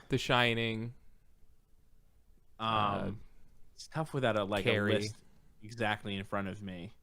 From a Buick 8. Of course, who can forget From a Buick 8? I read From a Buick 8 in high school and really liked it, but think me too. But it's not one of the ones that people think about. No, and it's all about cops. I bet that book holds up. I don't remember. That's interesting because one of the like the Stephen King reads that I thought was like really spot on from Just King Things was talking about his like extremely I don't know. I don't know. I don't think that they ever used the word confused. I'm going to say the word confused, and I think that's maybe even kind of generous to say that this was something that Stephen King is confused about. But like the way that he uses like the religious right as shorthand for like quackery, but also relies so heavily on their exact moralism. Like he thinks that they're total nut job psychos and are like kind of like by default painted as like villains or at least untrustworthy. But then like so much of the morality of his books are drawn directly from those the same moralisms as the untrustworthy religious right. Interesting. And so I don't remember a lot of depiction of the religious right in his work, but Carrie's mom. Oh, sure, yeah. I read that. That's one of the most recent Stephen King books I read. It's one of the things. It's one of his seasonings. You know, it's like you'll just have a character who's like poor and religious and mean, like all the time. Like like every third book at least will have. Huh. Yeah. Just like. I mean, Stephen King, he'll just have like 80 fucking characters in one book. Yeah, and a lot of them, many of them will be upsetting stereotypes, possibly, depending on how old the book is, maybe, more or less. Yeah. Even when they're not upsetting stereotypes, they are cartoon characters. Yeah. They are like they're like they're color, they're seasoned. They're salt and pepper and cumin. They are to spice up the like. Here's how you know about this place. We're going to talk about these 9 people. Yep. For a couple paragraphs each. And you'll have. Yeah. And a religious zealot is a person who exists. And then the book right after that, Salem's Lot has Callahan being like not necessarily a bad person, but like a coward, unsure in his faith. Like not but I don't remember the book well. I mean yeah, okay. Sorry, continue. Wait, I'm sorry. I totally steamrolled over just you. that Stephen King is a fucking lib, and he just has lib shit to say about politics, but he's also like a good writer and knows how to capture the essence of something, and so his contradictions become really apparent, I think, in the way that he writes. In a good way. Like he is transparent in the way that he writes, in a way where you can see his shortcomings and they become part of like the tapestry of the work. Totally. A way that is. Yeah. Sorry. Can you say what I interrupted what you were saying about Callahan before I realized before I knew what you were talking about, which was a very weird and dumb thing to do. So can you finish your thought on Callahan? Callahan, just another religious character who is like kind of shitty. Okay. Shitty in a different way than Carrie's mom. But this might be my number one Stephen King hot take, but Salem's Lot is one of my least favorite Stephen King books. Ooh, I really like Salem's Lot. Yeah, I think that's a real good one. I don't know why. I've read it twice and I like it on paper. But for some reason, good thing that's where it is. But like when if I were to say, hey, if you don't know what Salem's Lot is about, let me describe the story for you. If I would hear that description and think like that sounds like a cool book. But for some reason, I don't like reading it, and I don't know why. I've read it twice. Yeah, it's hard to say you've read it twice. Try again. Yeah. I don't know. I don't like The Stand. Whatever. I mean, yeah, I think it's a really good one. I think it's like it is like my favorite Stephen King flavor, which is on paper it is a horror book. Mm-hmm. And there are things in it that do horror to me. You know what I mean? Yeah. I just thought about but it this. Also isn't really it is really mostly just a novel. It's not very scary, and also it's hard for books to be scary in general, and when they are, they're scary in a very different way than a movie is scary. Yeah, but he can do like, scary horror, tension. He can do horror in the way that I think that he's like, I think, perceived to be a horror author, and he does do that. But I think a lot of his best stuff is stuff that mostly isn't even happening, even if it is about vampires or whatever. I realized part of maybe why I didn't enjoy Salem's Lot as much as I could have both times, which is that I don't know if it's still there, but it was there on the version that I had, that it has an introduction that spoils the story. Stephen King's like, hey, welcome to my book. You've probably read it. I'm just going to mention things in the story like it's a thing to do. What was spoiled? I mean, spoilers for Salem's Lot, but what was spoiled? I think he mentions like that originally he planned for the characters to fail in their mission to defeat the vampire, but actually instead they ended up succeeding. And he talks about Callahan's journey, and that's totally true. Well, you're right.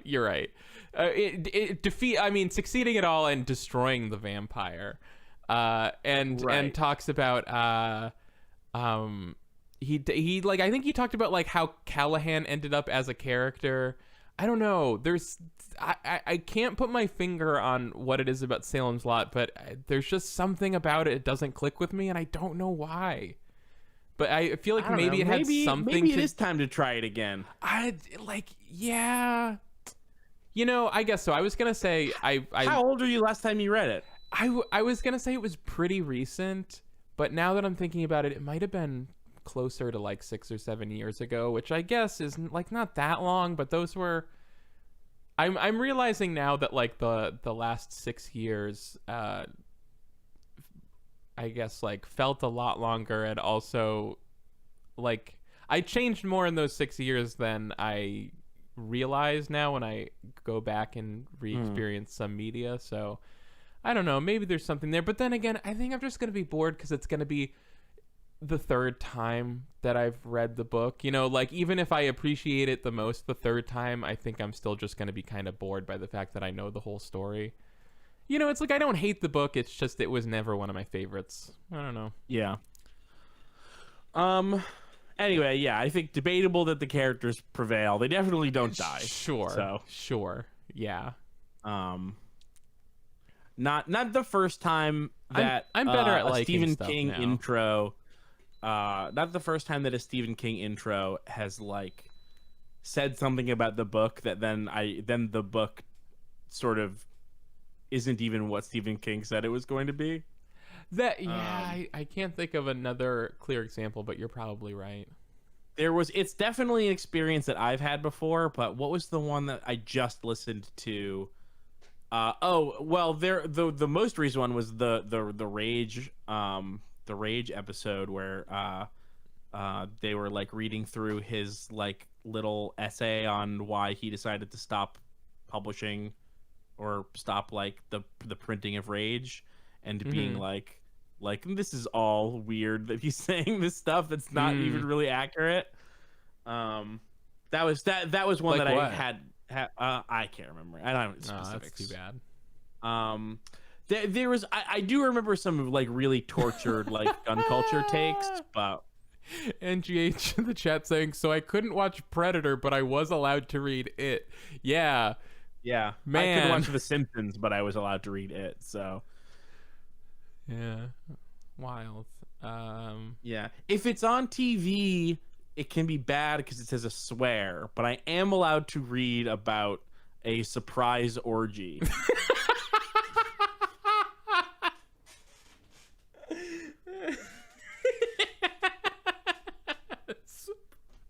It's a book, so it's good for you. Someone now wondering, like, I promise you, if you're wondering how a surprise orgy could come about in it, you still won't see it coming. You will not. You could not see it coming until you were on the page. Yeah. So, yeah. Whew. And there might even be a time where you go, is this it? Is this going to be the surprise orgy? And you're going to be wrong. you're probably gonna get into the book and start to think, I must have misheard them. They must have said a different book name. It can't be this one. I've said this before. I'm halfway through this book, and there's definitely not going to be a surprise orgy in it. I've said it before, but it has, I think, one of the most terrifying couple pages of anything I've ever read in my life. Tell me about it while I go to the bathroom real quick, but still listen to you. It is the characterization of I believe his name is Patrick, who is like a little boy who is like jealous of his new baby brother, and you know, this gets bad. Maybe I'll skip over how that actually plays out, but it is basically categorizing this little boy who is like, the book takes multiple pages to make very clear that this might be a young boy, this might be a 7 or 8 year old boy, but he knows what he's doing, and he is doing it anyway. Like, he wants to cause harm to things. He likes to watch things die. There's this like, I will like literally never forget the feeling of like being, 12 or 13 years old and thinking of this like 8-year-old boy who kept dead flies in his pencil case. What book is because this? It's in It. Oh, I don't remember anything from It. So you remember one thing. There's only one thing I remember from It. There are a few things I remember from It, but sorry, continue with your boy who kept dead. That's basically just being haunted by, unsettling. Yeah, like this. I'm sorry. This like one boy who like Stephen King is like, this might be a child, but like this child is as guilty as an adult man would be for the things that he's doing. Okay, like, but I'm sorry. What got confused for me was I thought you were describing like the main plot of a book, but you're talking about one of those like Stephen King cutaways where like a kid talks about another kid they know about for a page. You're just like, here's a weird kid I just thought up. Yeah. There are like, this character shows up in a few spots in the book and becomes spoilers for It. Okay. So, this character is like one of the victims of It. Gotcha. Yeah, that's kind of a fucked up way to depict a child. I'm thinking that got me thinking about that got me thinking about The Regulators, which is really unfortunate. I don't know if you've read that. Have you read which one? The Regulators? I have not read The Regulators. Yeah, it's too bad. I really liked it when I read it. I thought it was like probably the scariest Stephen King book I had read, which I guess by extension makes it the scariest book I've read. But the real problem with that one is that the villain of that book is a young autistic child who's been inhabited by some kind of evil spirit, and it totally like very Stephen King, totally like has pages on like just really like just really lingering on and like really hammering out like making the image of like a neurodivergent child being like a scary and like depressing thing, which is awful. Yeah, Stephen King is like obsessed with the idea that like any sort of that major neurodivergency or mental illness is like a doorway to superpowers. This plays out in other books. Yeah. Sometimes they're also, in addition to being gross that way, they're also racist. I'm thinking back Mile. Like, this is I guess like it never. You're right. I didn't realize how often that comes up in his work, but now that I'm thinking about it, it's like, yeah, there's a lot of characters. There's a lot of characters of his like that. Yeah. Yeah,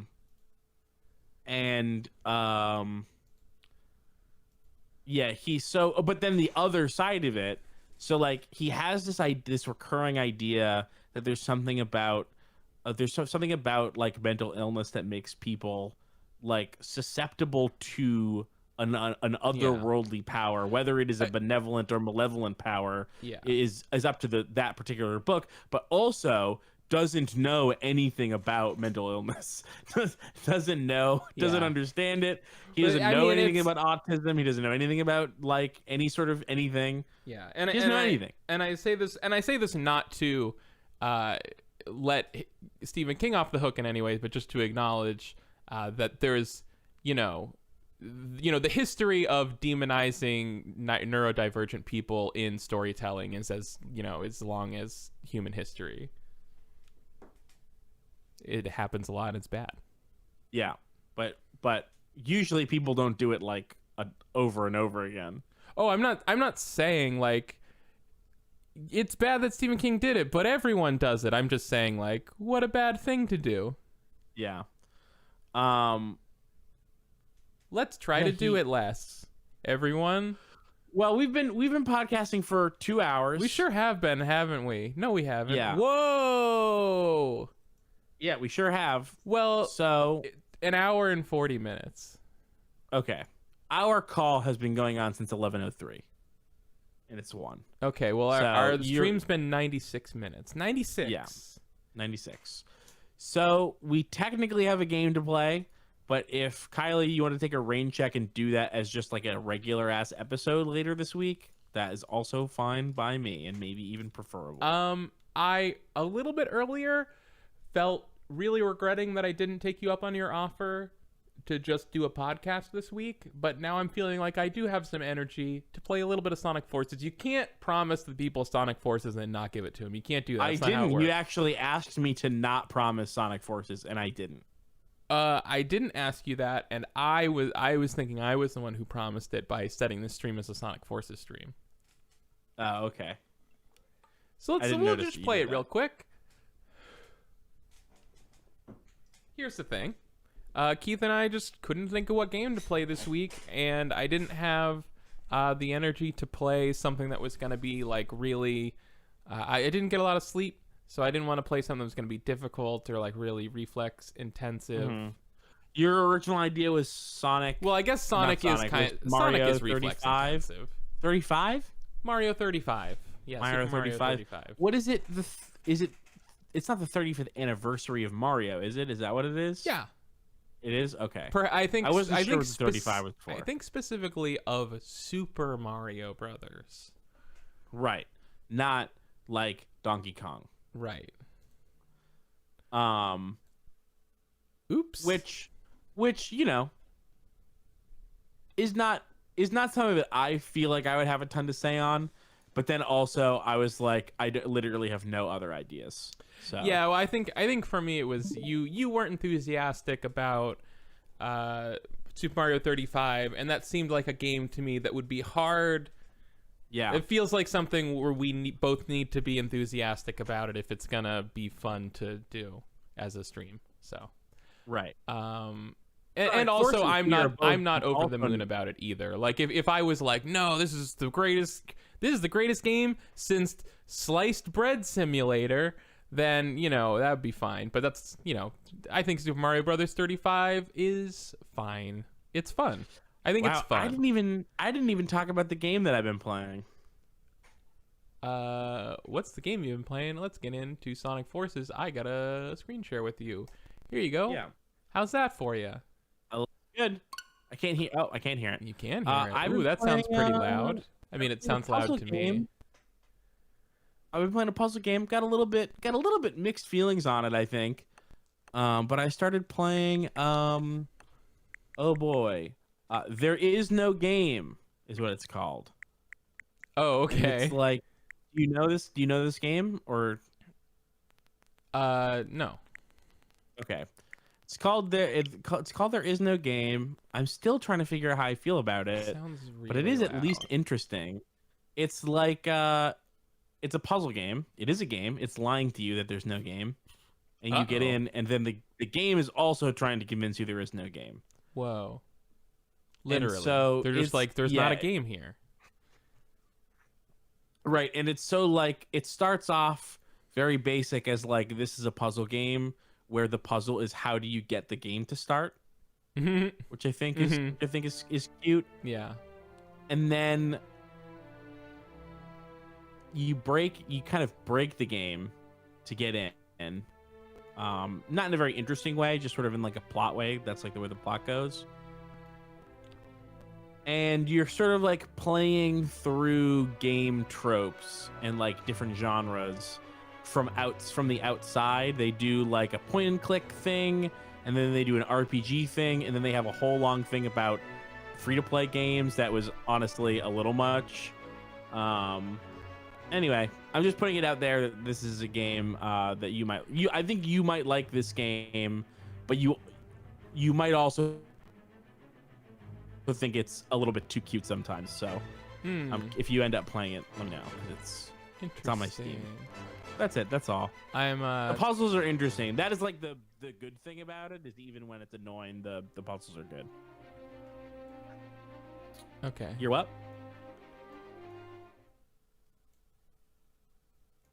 Sorry, I'm messing with the volume settings here.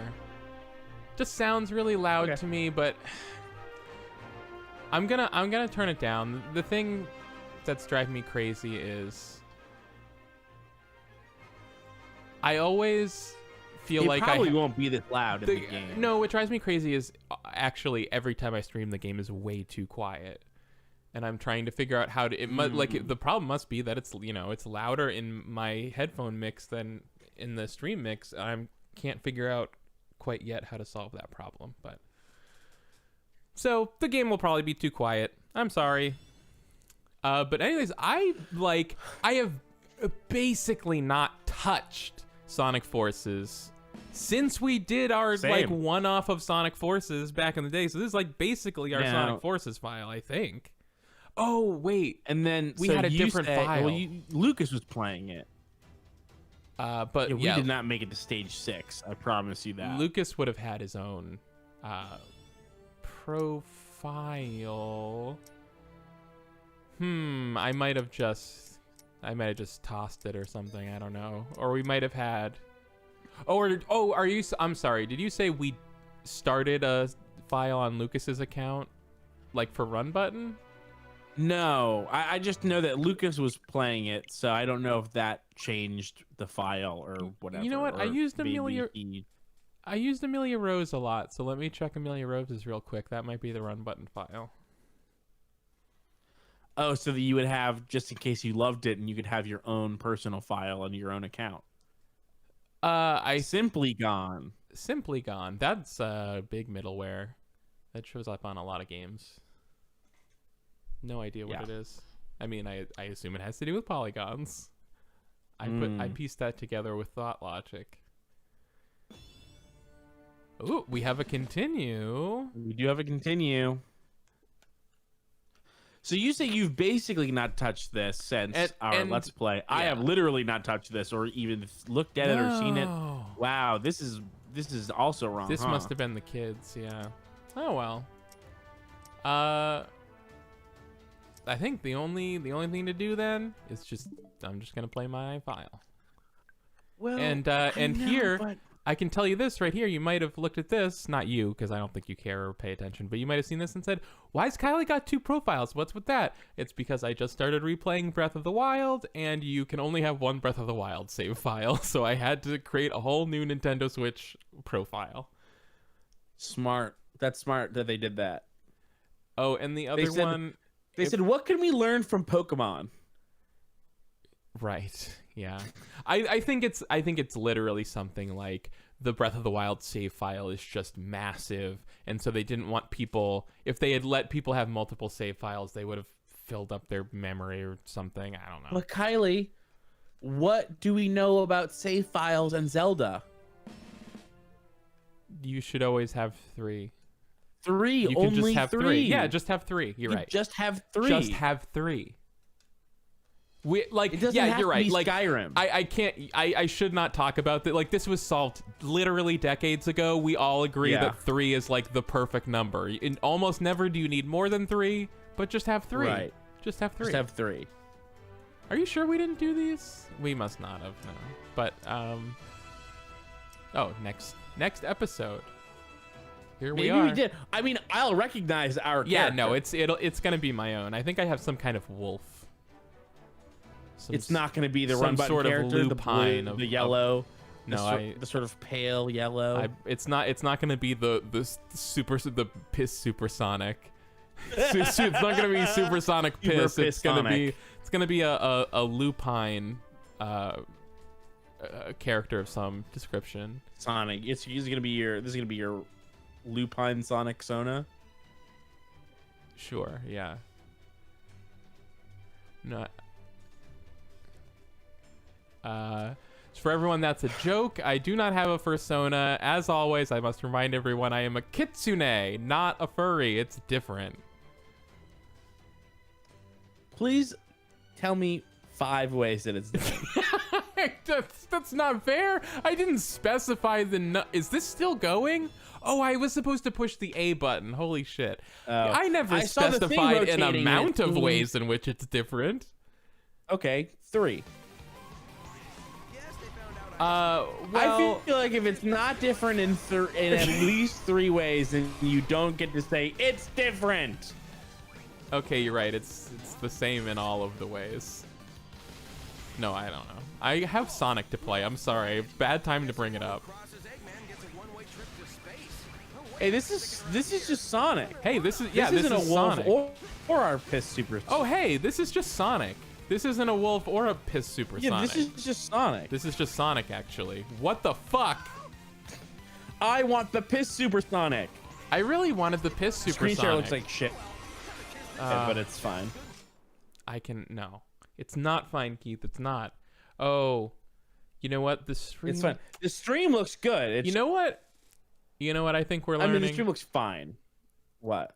The stream looks fine. Your internet still isn't good enough to No, do no. I think. screen share and stream. Stop being so mean about this. No, I think it's that. Well, first of all, my router sucks. I might need it might just be the router, but I think we're actually bumping into the like processing capacity on my PC. I think I need to upgrade. What? Yeah, I think we're gonna. I think for archiving purposes, I think we'll stick with YouTube this time. I think I'm gonna have to take this. Oh, you said the stream looks okay. The stream looks fine. All right, yeah. I'll leave it up. It's fine. I mean, it's not. It's not like amazing, but it's fine. Is only the screen share, and it's just the video. The audio also looks fine. Yeah, that's fine. Well, sounds fine. let me just do the regular screen share, and maybe that'll be fine. Maybe it's different, and this one works. I don't know. Was there a...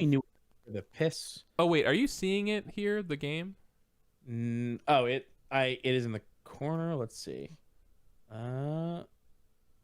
Sorry, when you closed the thing, it like show. Yeah, here we go. Yeah, I see your XSplit. Can you see the game? Yep. Oh, okay, cool. All right then. Hopefully that'll be better. Oh, huge discovery. Huge discovery. Major news. Okay. Are you ready for this? Yes. Do you remember the $14 ham? Yes. You remember my $14 ham story? Oh, of course I remember. You're a huge fan of the $14 ham. You love I that found stuff. the exact ham. Wow. Wait. Was there ever a? Yeah. Did you lose the ham? Where did the ham go? I knew that it came from Whole Foods, but it was Whole Foods in Amherst, in Massachusetts, and I could never find the exact right ham again anywhere. This is some pretty nice music. It's not bad. And so it's like, Sonic-y, yeah, you get kinda? the $14 ham at Dave's Fresh Marketplace, or you get the $14 ham at Market Basket, and it's gonna be okay ham. But the Sure. specific ham from the story, Yeah. I could never find again. Okay. But I found it. Nice. Yes. Ah, It is the what am I doing? what I'm pretty sure is ham bon royale. from Neiman Ranch. Jambon Royale. Yeah, from Neiman Ranch.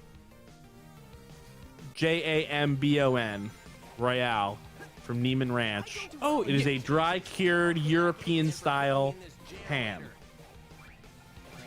and it is so fucking good. I ordered a pound of it now 3 weeks in a row. I just can't stop eating it. Wow. Yeah.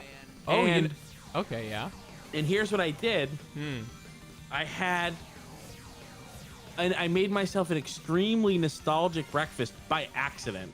Ooh. Because I was like, you know what I want for breakfast? I want this ham. So I made myself a grilled ham and cheese sandwich. And with this ham and with some like yellow American cheese that I have also from Whole Foods, like a slightly nicer American. I don't know. They don't have the American that I like, which is Cooper Sharp American. Best American cheese that I've ever had. But I made myself a grilled ham and cheese with a little bit of some aged Parmesan that I had laying around. And it tasted exactly like my memory of the grilled ham and cheese at Au Bon Pain in the South Shore Plaza Mall that I used to get. Whoa! Whoa. So if what? Death Star Trench Death Eggs Trench Run? Death Egg Trench Run. So if you have nostalgic memories of going to Au Bon Pain with your dad at the mall when you were 4 and getting the ham and cheese croissant and going, wow, what a delicious, buttery, cheesy treat this grilled ham and cheese croissant. Certainly not me at all, but go off. But if that's someone listening, Neiman Ranch ham, yellow American cheese, grilled. It was a literal and figurative blast from the past. Wow. Stuff. Look at all this stuff you're getting. You know, I've been buying. Uh-oh. Here's our lupine heroin. Easy there. Everything's cool. Are you here to rescue me? Mm-hmm. Can't tell you how much I appreciate it. Goof Troop says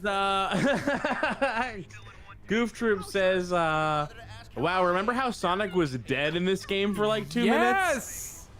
Is there an exit around here? God, your fucking wolf character here looks just as stupid, honestly, as our piss. Yeah, no, you can't make a good one. I have more items now, so we have to re-equip this character with some. You can't make a good one, but you also can't make like a bad enough one. I don't even. Yeah, yes, you're totally right. I don't even like making bad characters on purpose, so that wouldn't even appeal to me anyway. But you alive is the best news we've had in months. And here's the bad news. Our intel indicates Eggman's got a weapons factory in Green. I mean, I'm laughing at it, but this is like literally the plot of Sonic the Hedgehog, right? It's like Robotnik is setting up factories everywhere, and it's polluting the planet, and it's just that. It's so funny. He's turning little birdies into robots. He's roboticizing them. No kidding. Look, Sonic, I know you just got back, but we're spread thin. Can you take care of this? I can't believe people like this, Knuckles. We need that factory in Green Hill destroyed. Yeah, this sucks. There is one good Knuckles in its Sonic Adventure. I think maybe like I'm not sure I like any of the Sonic voice actors right now except Sonic. I think the Sonic is fine. Maybe Tails. Like I know that people. Oh, go ahead. People like the stuff from that they grew up with, yeah. And that's the thing, and that's why it's so unfair that the stuff I grew up with is actually the best version. Because let me explain to you. It just sounds like, oh, Keith is saying that because that's what he grew up with, so he has imprinted on it. No, I promise you. Oh, this time. This is the one time. This is the one. Because it has to be true once. It has to be true once. This is the time. And this is the time. Sonic Adventure Knuckles is the real Knuckles. And you know what's really funny is you're That's a totally persuasive right. argument. You're totally right. It's almost impossible to argue. What is I a think. Wispawn? Oh, it must be my Wispawn. attacks with fire. Okay, triggers an explosion that shoots you into the air. Like, okay, so you become Explosion Man.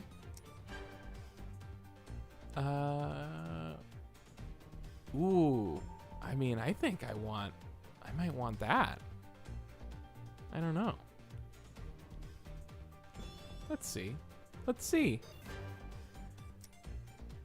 You know what meat I've been buying a lot from Market Basket recently? Bologna. No. Ooh, I've been buying turkey. I've been buying a Buffalo lot of turkey. No. It's not at the deli counter. It's just the Oh. meat. I've been buying boneless pork butt, or as the price tag labels on the meat at Market Basket have been saying since I started buying this meat again recently, boneless pork butts with an S. I don't know if someone like changed this as a prank and it just hasn't been caught, or like everyone agrees that it's funny. But butt is already butt. It already says But butt now on it's it. butts. Boneless pork It's a butts. little funnier. I can't. Let's it's see that probably pointy hair. It's I want to see probably that pointy hair. This. Yeah, This is the Super Monkey Ball thing. I hate it. Hey, I can be knights. You can be nice. It's so offensive to me that like the only kind of interesting ones are like just other games. Like you can look like, hey, you can't make your Sonic character look good, but you can look like a non-Sonic character if you want. Do you want to be a football player? God, this sucks so bad. Jesus. They struck gold. Who like whoever they need to get the person. But see, of course, who- these look cool from Jet Grind. I'm sorry, they have to take the person. they have to take the person who came up with this idea to do a Sonic game where you get to like make and customize your own Sonic character, and the people who executed it, and I mean executed.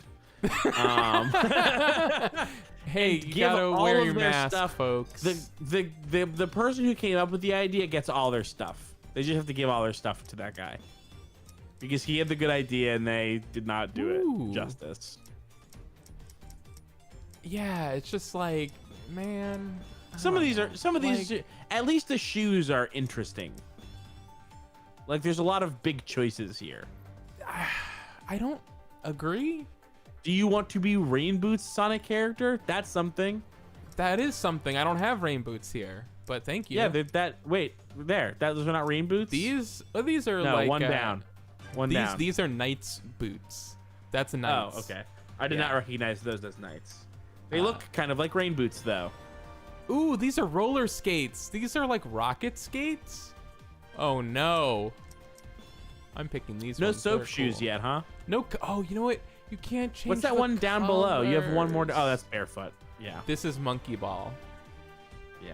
So this is not what my character's feet look like. This is what II's feet look like, and I have to make that very clear. My character's feet look like this, obviously. I think it should be. I think that the plain orange ones. See, like this looks fun. Like I would pick this, but it just makes me. I don't like it because it's just Persona. I'm like, Do you really want to fucking wear a mask in the game too? Yeah. Except for that part that's poking out. I don't want that part in. I'm like allergic to picking the items in games that are just like licensed from other video games, or not licensed, but you know what I mean. Yeah. Just included from other franchises. Paul is here knowing more things about Sonic again. Hi, Paul. Paul says soap shoes are in the game. They're just Of course, unlocked really late. Of course they are. Of course they are. I mean, Yeah, why we would can't of give you the course. soap shoes right off the bat, No! or you'd play Are you them and mad? then quit. You'd play them. You'd play 2 rounds with the soap shoes, and then you'd be like, "That's what I came for. Bye." You should Yeah. just be like, you should just be a wolf that inexplicably has the monkey hands and the monkey feet. No, I hate those. Be a half wolf, half monkey. No. I don't like monkeys. They're always been one of my least favorite animals. And now you know. Huh? Monkeys Have always been one of your least favorite animals. monkeys are a suck animal, and I'm tired of pretending they're not. Why? What's wrong I'm with the monkeys?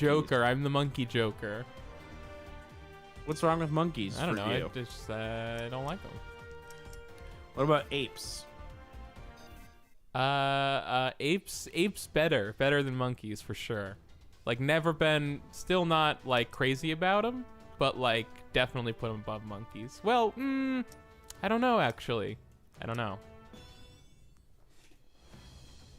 Crunchy Snack says, wait, is soap a brand or a type of shoe? Both. Soap shoes are both a brand and a type of shoe. They have holes cut out of the sole so that you can grind. Yeah. on poles. The actual answer is they are just a brand, but like it's a brand of shoe that is like a type of shoe they basically invented, so Right, they pretend that you can jump on a rail and grind it with the Yeah. shoes, but really you just have them and say that you've done that. yeah.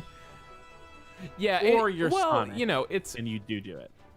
it's one of those things where I bet like could you get good at doing soap shoe stuff? Probably kinda if you practiced really, really hard at it, but no one would ever think that practice and effort would be worth putting into soap shoes as opposed to just like skateboarding in general or something. Do you Like think there's not a lot. skateboarders- I don't think there's a lot of utility to a soap shoe. There's not a lot. You can grind a rail, but that's it. You can grind a rail. Do you think soap shoes came... I have 2 questions. 1, do you think soap shoes came too early? And if soap shoes had hit at the same time as like the parkour craze hit, if they would have been bigger? Wow. See, I don't know anything about the parkour craze, so I can't respond Well, you know to what that. parkour is. Yeah. I was but I don't know enough about what I don't know what a parkour kid wants or is looking for. I don't know if they care about Ways to traverse the everybody cares about grinding a rail. That's a good point with your soap shoes. Ooh. Got a wham on it? I had to wham Was that a on high it. five? I guess was that that was a a- high five. I Double like how you boost! just are mowing through. You've blown through like 40 robots. This is so embarrassing because like Because you like this? no like I guess I was about to be mean, but like God, the idea of like getting excited by a character you made getting to run right next to Sonic, Literally hand in hand. literally. Well, I think they were hand in hand. I think so. Maybe. Okay. Woo! Yeah. Look, That's they're cool. hand in hand. It'll be Eggman's turn to get pushed around when I get a hold of him. And that felt cool because not only was that fun to do, the little Lightspeed ring thing, but I chose to equip that, so that makes it extra fun. Ooh. Or does it just modify my Lightspeed? Did you dash? also I don't equip know. whatever thing launched you over the edge to your death? Yeah. So they're building weapons here. Oh, I hold it. Okay, got it. Robots. It'll be Eggman's Ooh. turn to get pushed around when I get a Ooh. hold of him. How did the coins falling into your body look worse in this than they did on the Dreamcast 100 years ago? Oh, I meant to bring this up. So Evan Jackson from Abnormal Mapping and Great Gundam Project, whenever they talk about this game, they always bring up like that this game had a tiny budget, I guess. Okay. I apparently that's a thing. Apparently there was like no budget for this game. I don't know why that would be. Because I don't because any decision that Sega makes is the wrong one. God, it really, I mean, this is Generations sold well and reviewed well. Yeah. And then they didn't make another one of those until basically this game. And they didn't give it a budget? Sorry, what about this is of those? Well, this is basically the same. The gameplay of this is they made Sonic Generations. Right. Then they made Sonic Lost World, which was nothing like that game. And Big Red Button made Sonic Boom, which was nothing like that game. And then the gameplay of this is much, much more like Sonic Generations and Sonic Colors and Unleashed. I mean, I guess it is more like it. I would not call this one of those. I absolutely would.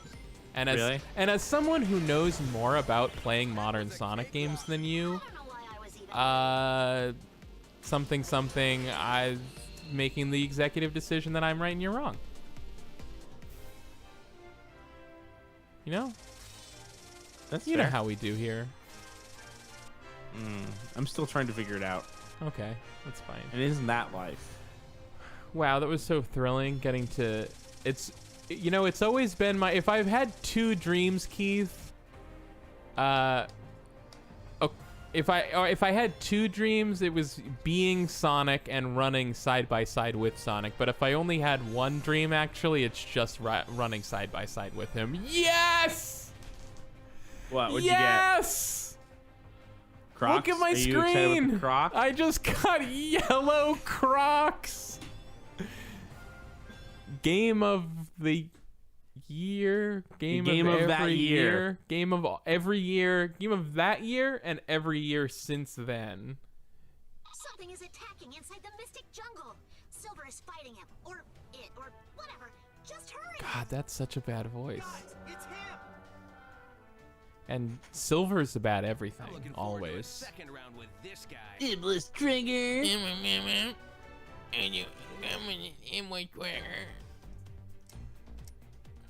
Right? Gotta go back into the fitting room. Look at all these Silver's not unlocked. a... What did I unlock? Footwear. yellow Hell Crocs. yes! I gotta admit, that looks like shit.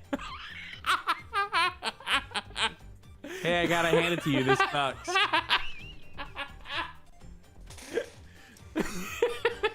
Thank you. You're welcome. I feel like Crocs are having a resurgence, and it's like, can we please like not be so fucking bored that we've got to all of a sudden we've got to relitigate Crocs now in God, 2020? Nothing. Just wear them. Move on. Who cares? We don't have to. We don't have to have we're a tweet thread relitigating about them? Crocs. I think so. Oh, I thought people were just wearing them. I think people are relitigating them and wearing them. I think it's a hard thing to not have an opinion about. And I think it's hard. I think when you're not a fan of Crocs, I think it's kind of hard to not be vocal about how much you don't like Crocs. I feel like personal experience, it has been super easy to not talk about Crocs. Okay, well, I'm having a pretty hard time right now. Well, it's different. We're being confronted. Okay, that's fair. Crocs are so hideous. Like,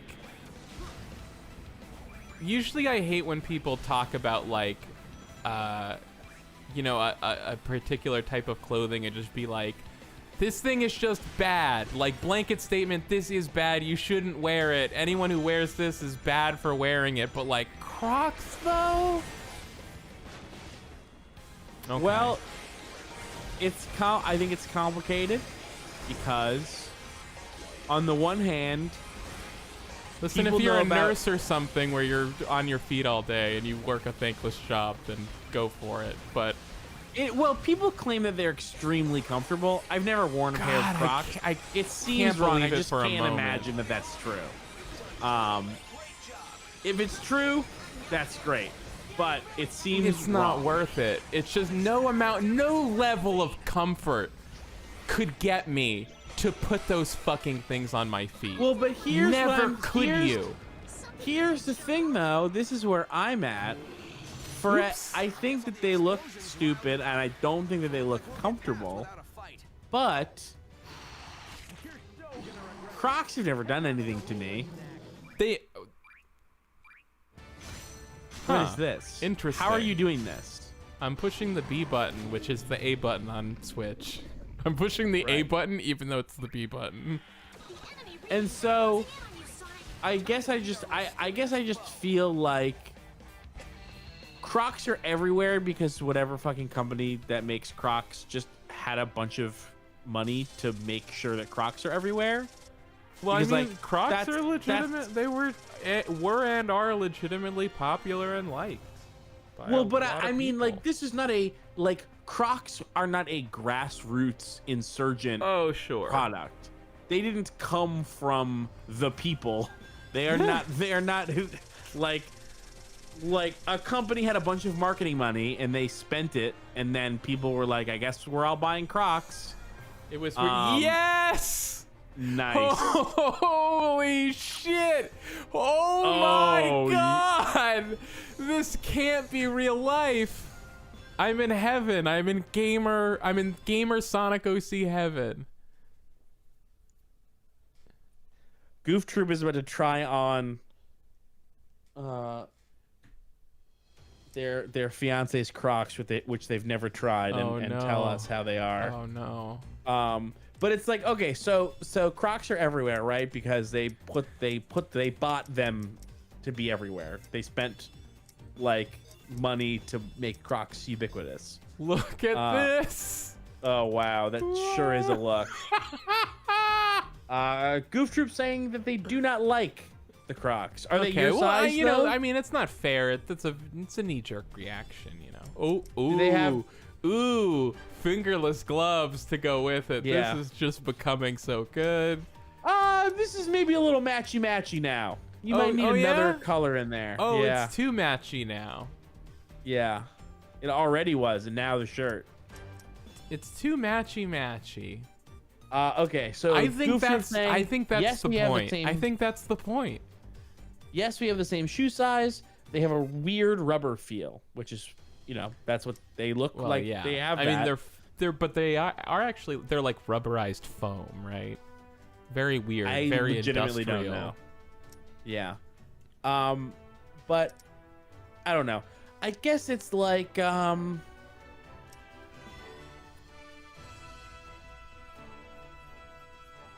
I guess I just when people hate something like Crocs, it reminds me of the Phantom Menace. We've talked about this to death. Man. How do people hate this thing so much? It doesn't make sense to hate a shoe that much. I just feel like it doesn't make sense to hate a shoe that much. I agree. I It know was a cultural force to just- hate the shoe. It is. It's the power of memes. It is the negative power Listen, of memes. No, I see. I feel like you always bring this up, and I can't agree.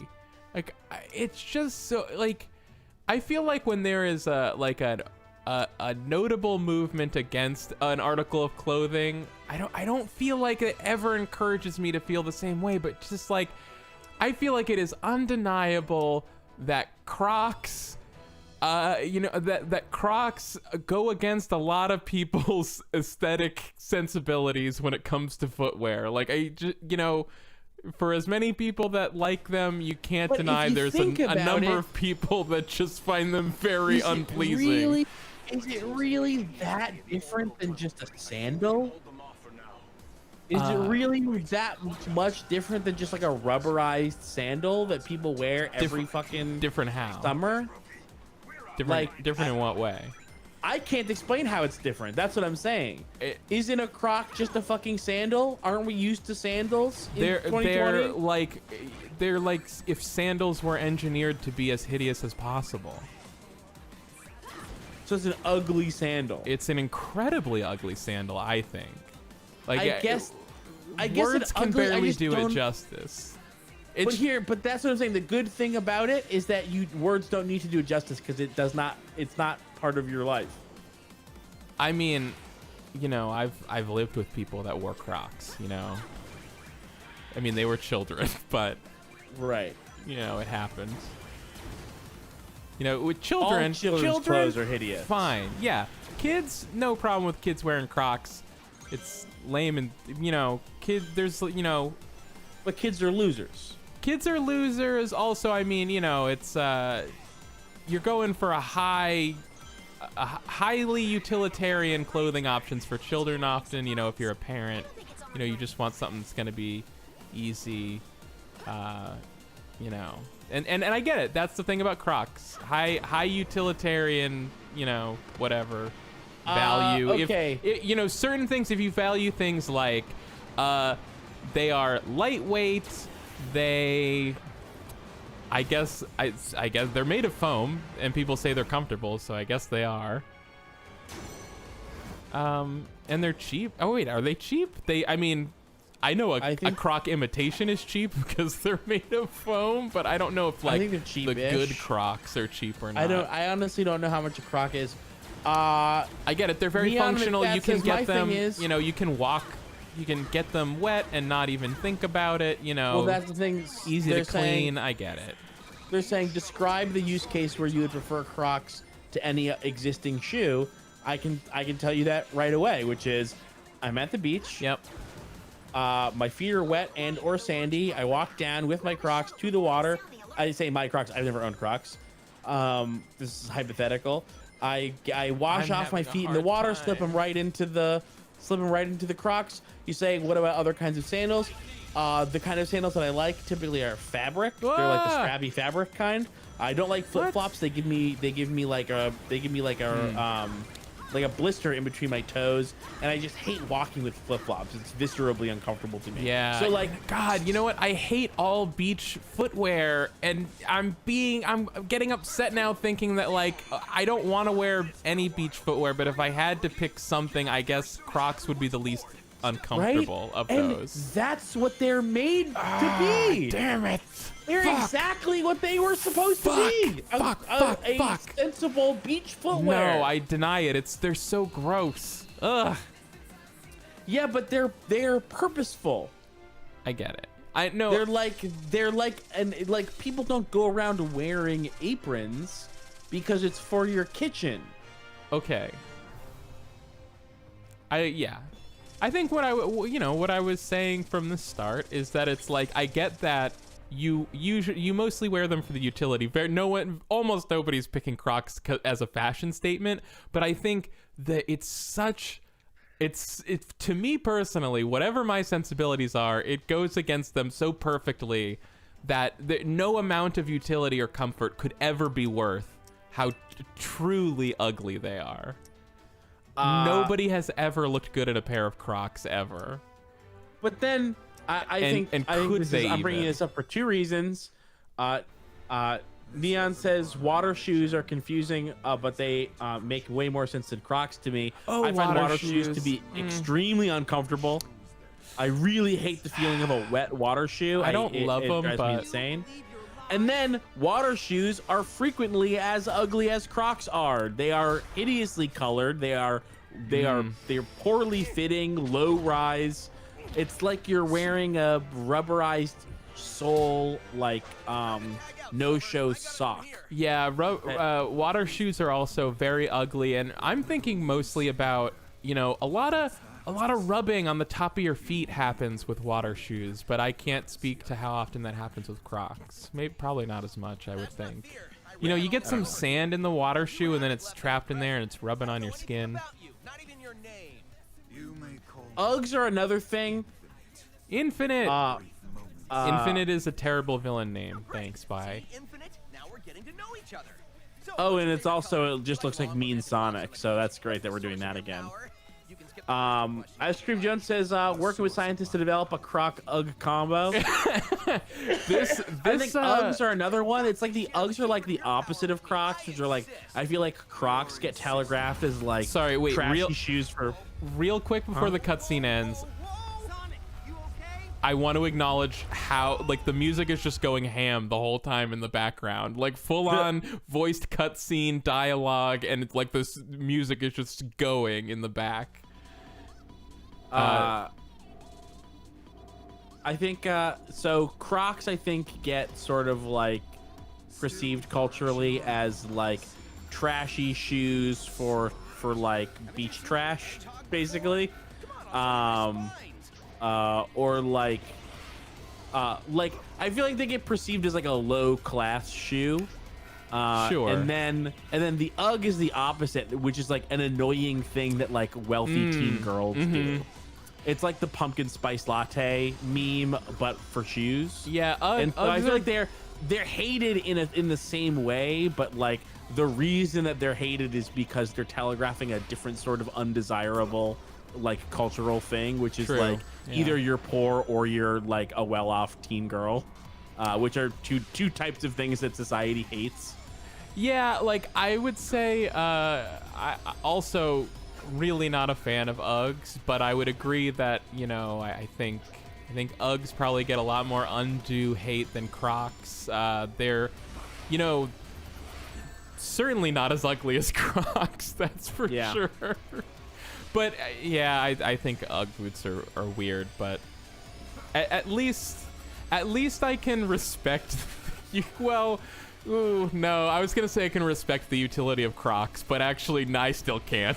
I still actually can't. Ooh, even after you had sort of admitted that that they made sense in their actual context of being so ugly.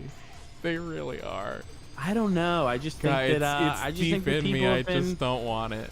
I just think people have been captured by cultural forces and they're not unwilling to let go. I will say there's something like, you know, I get it that the Uggs are like a fashion thing. They're not supposed to be winter boots, but it's like, you know, it's hard to not side eye a winter boot you can't get wet, right? Like it's just like it's a bit much.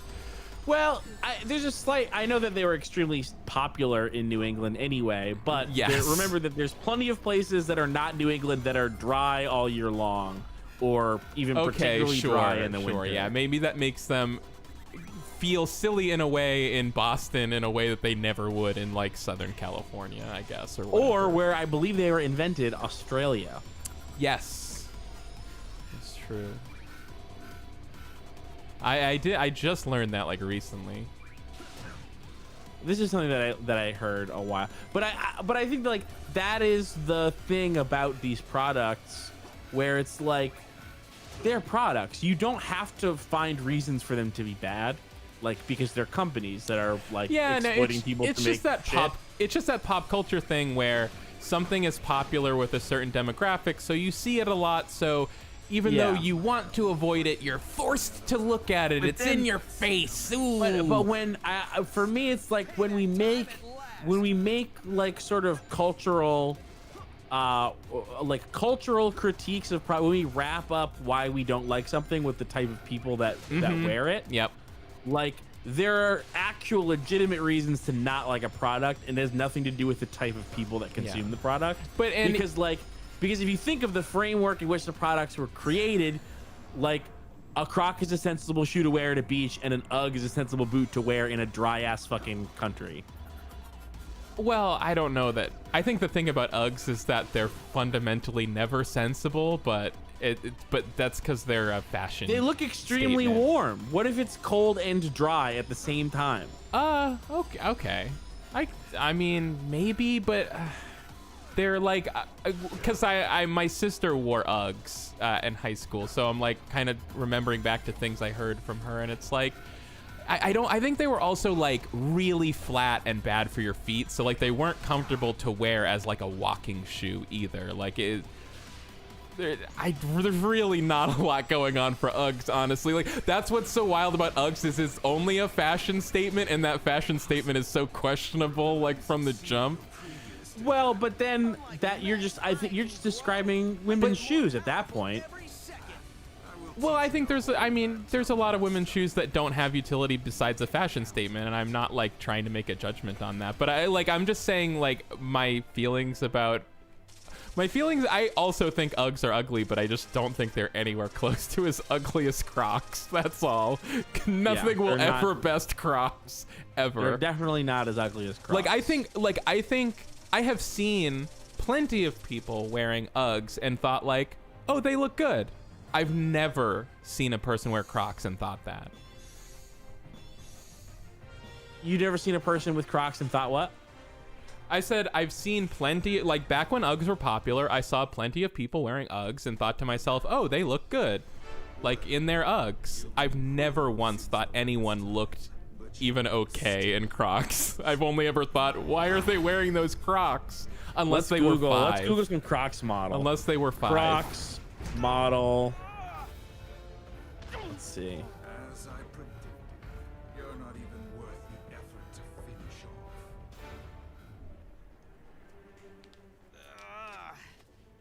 I gotta figure out. I'm not even seeing a lot of like traditional Crocs here. It's like they're other sorts of things. What is a traditional Croc? I mean, well, the interesting thing about Crocs is it's like, what is traditional Crocs? They're, you know, because Crocs are so anti-fashion and so high utility, there's not really like a Crocs demographic. It's just kind of like any random person from any walk of life who might want who might want to decide to never have friends again, but to always have comfortable feet.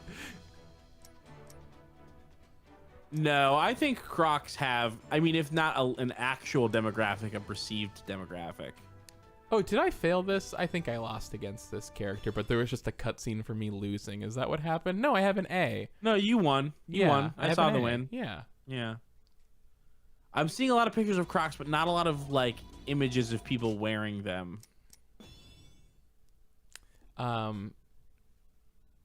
You know, I am thinking about a Croc I do like though. Prove it. Croc for the PlayStation 1.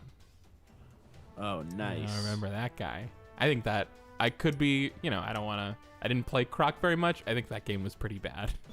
But I liked it because I was a little kid.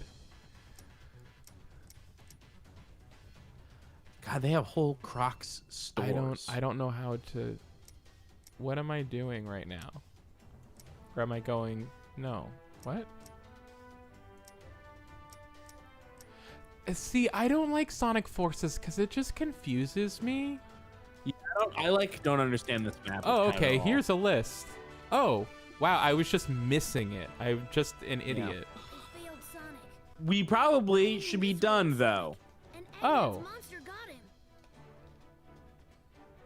Well, I'm about to do a classic Sonic level, so I want to No, do I have to it. go. So we should be Needs a done. Sonic.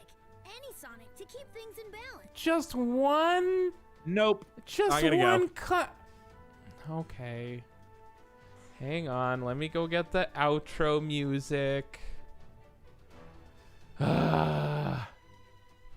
Just hang on, everybody. Keith has to go. Sorry. Sorry, Yeah, I know everybody. it's- Keith has to go. I apologize that I have to go extremely suddenly after only 3 hours. It's been 2.5 hours, Keith. It's barely even 3. Right? So. Right? Huh? Right. No, you're right. I am totally Game right. sound's still on though. Not for anyone else. Oh. God, I didn't even talk about the carnitas I've been making. I'll go carnitas real quick. I've just been making a lot of carnitas, and it's a good recipe that I really like. And I've finally gotten to that place where, you know, like I've gotten my own tweaks down, so I've really like honed it in, and I figured out how to make the perfect carnitas just the way I want it, and it's good. You doing a mirepoix? I'm doing. I don't know what that is. Is it the thing where you make the sauce? Oh, we have to go. Bye. Bye.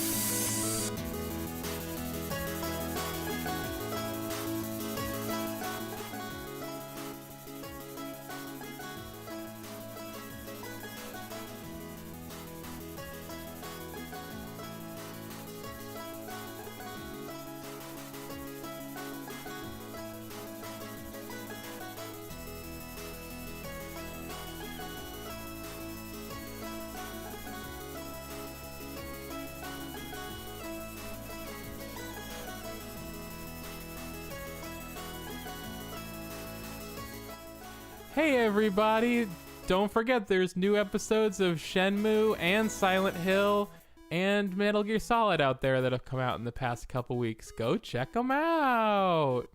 Go to contentburger.biz to subscribe to the Patreon. Patreon.com/runbutton. Patreon.com/runbutton. And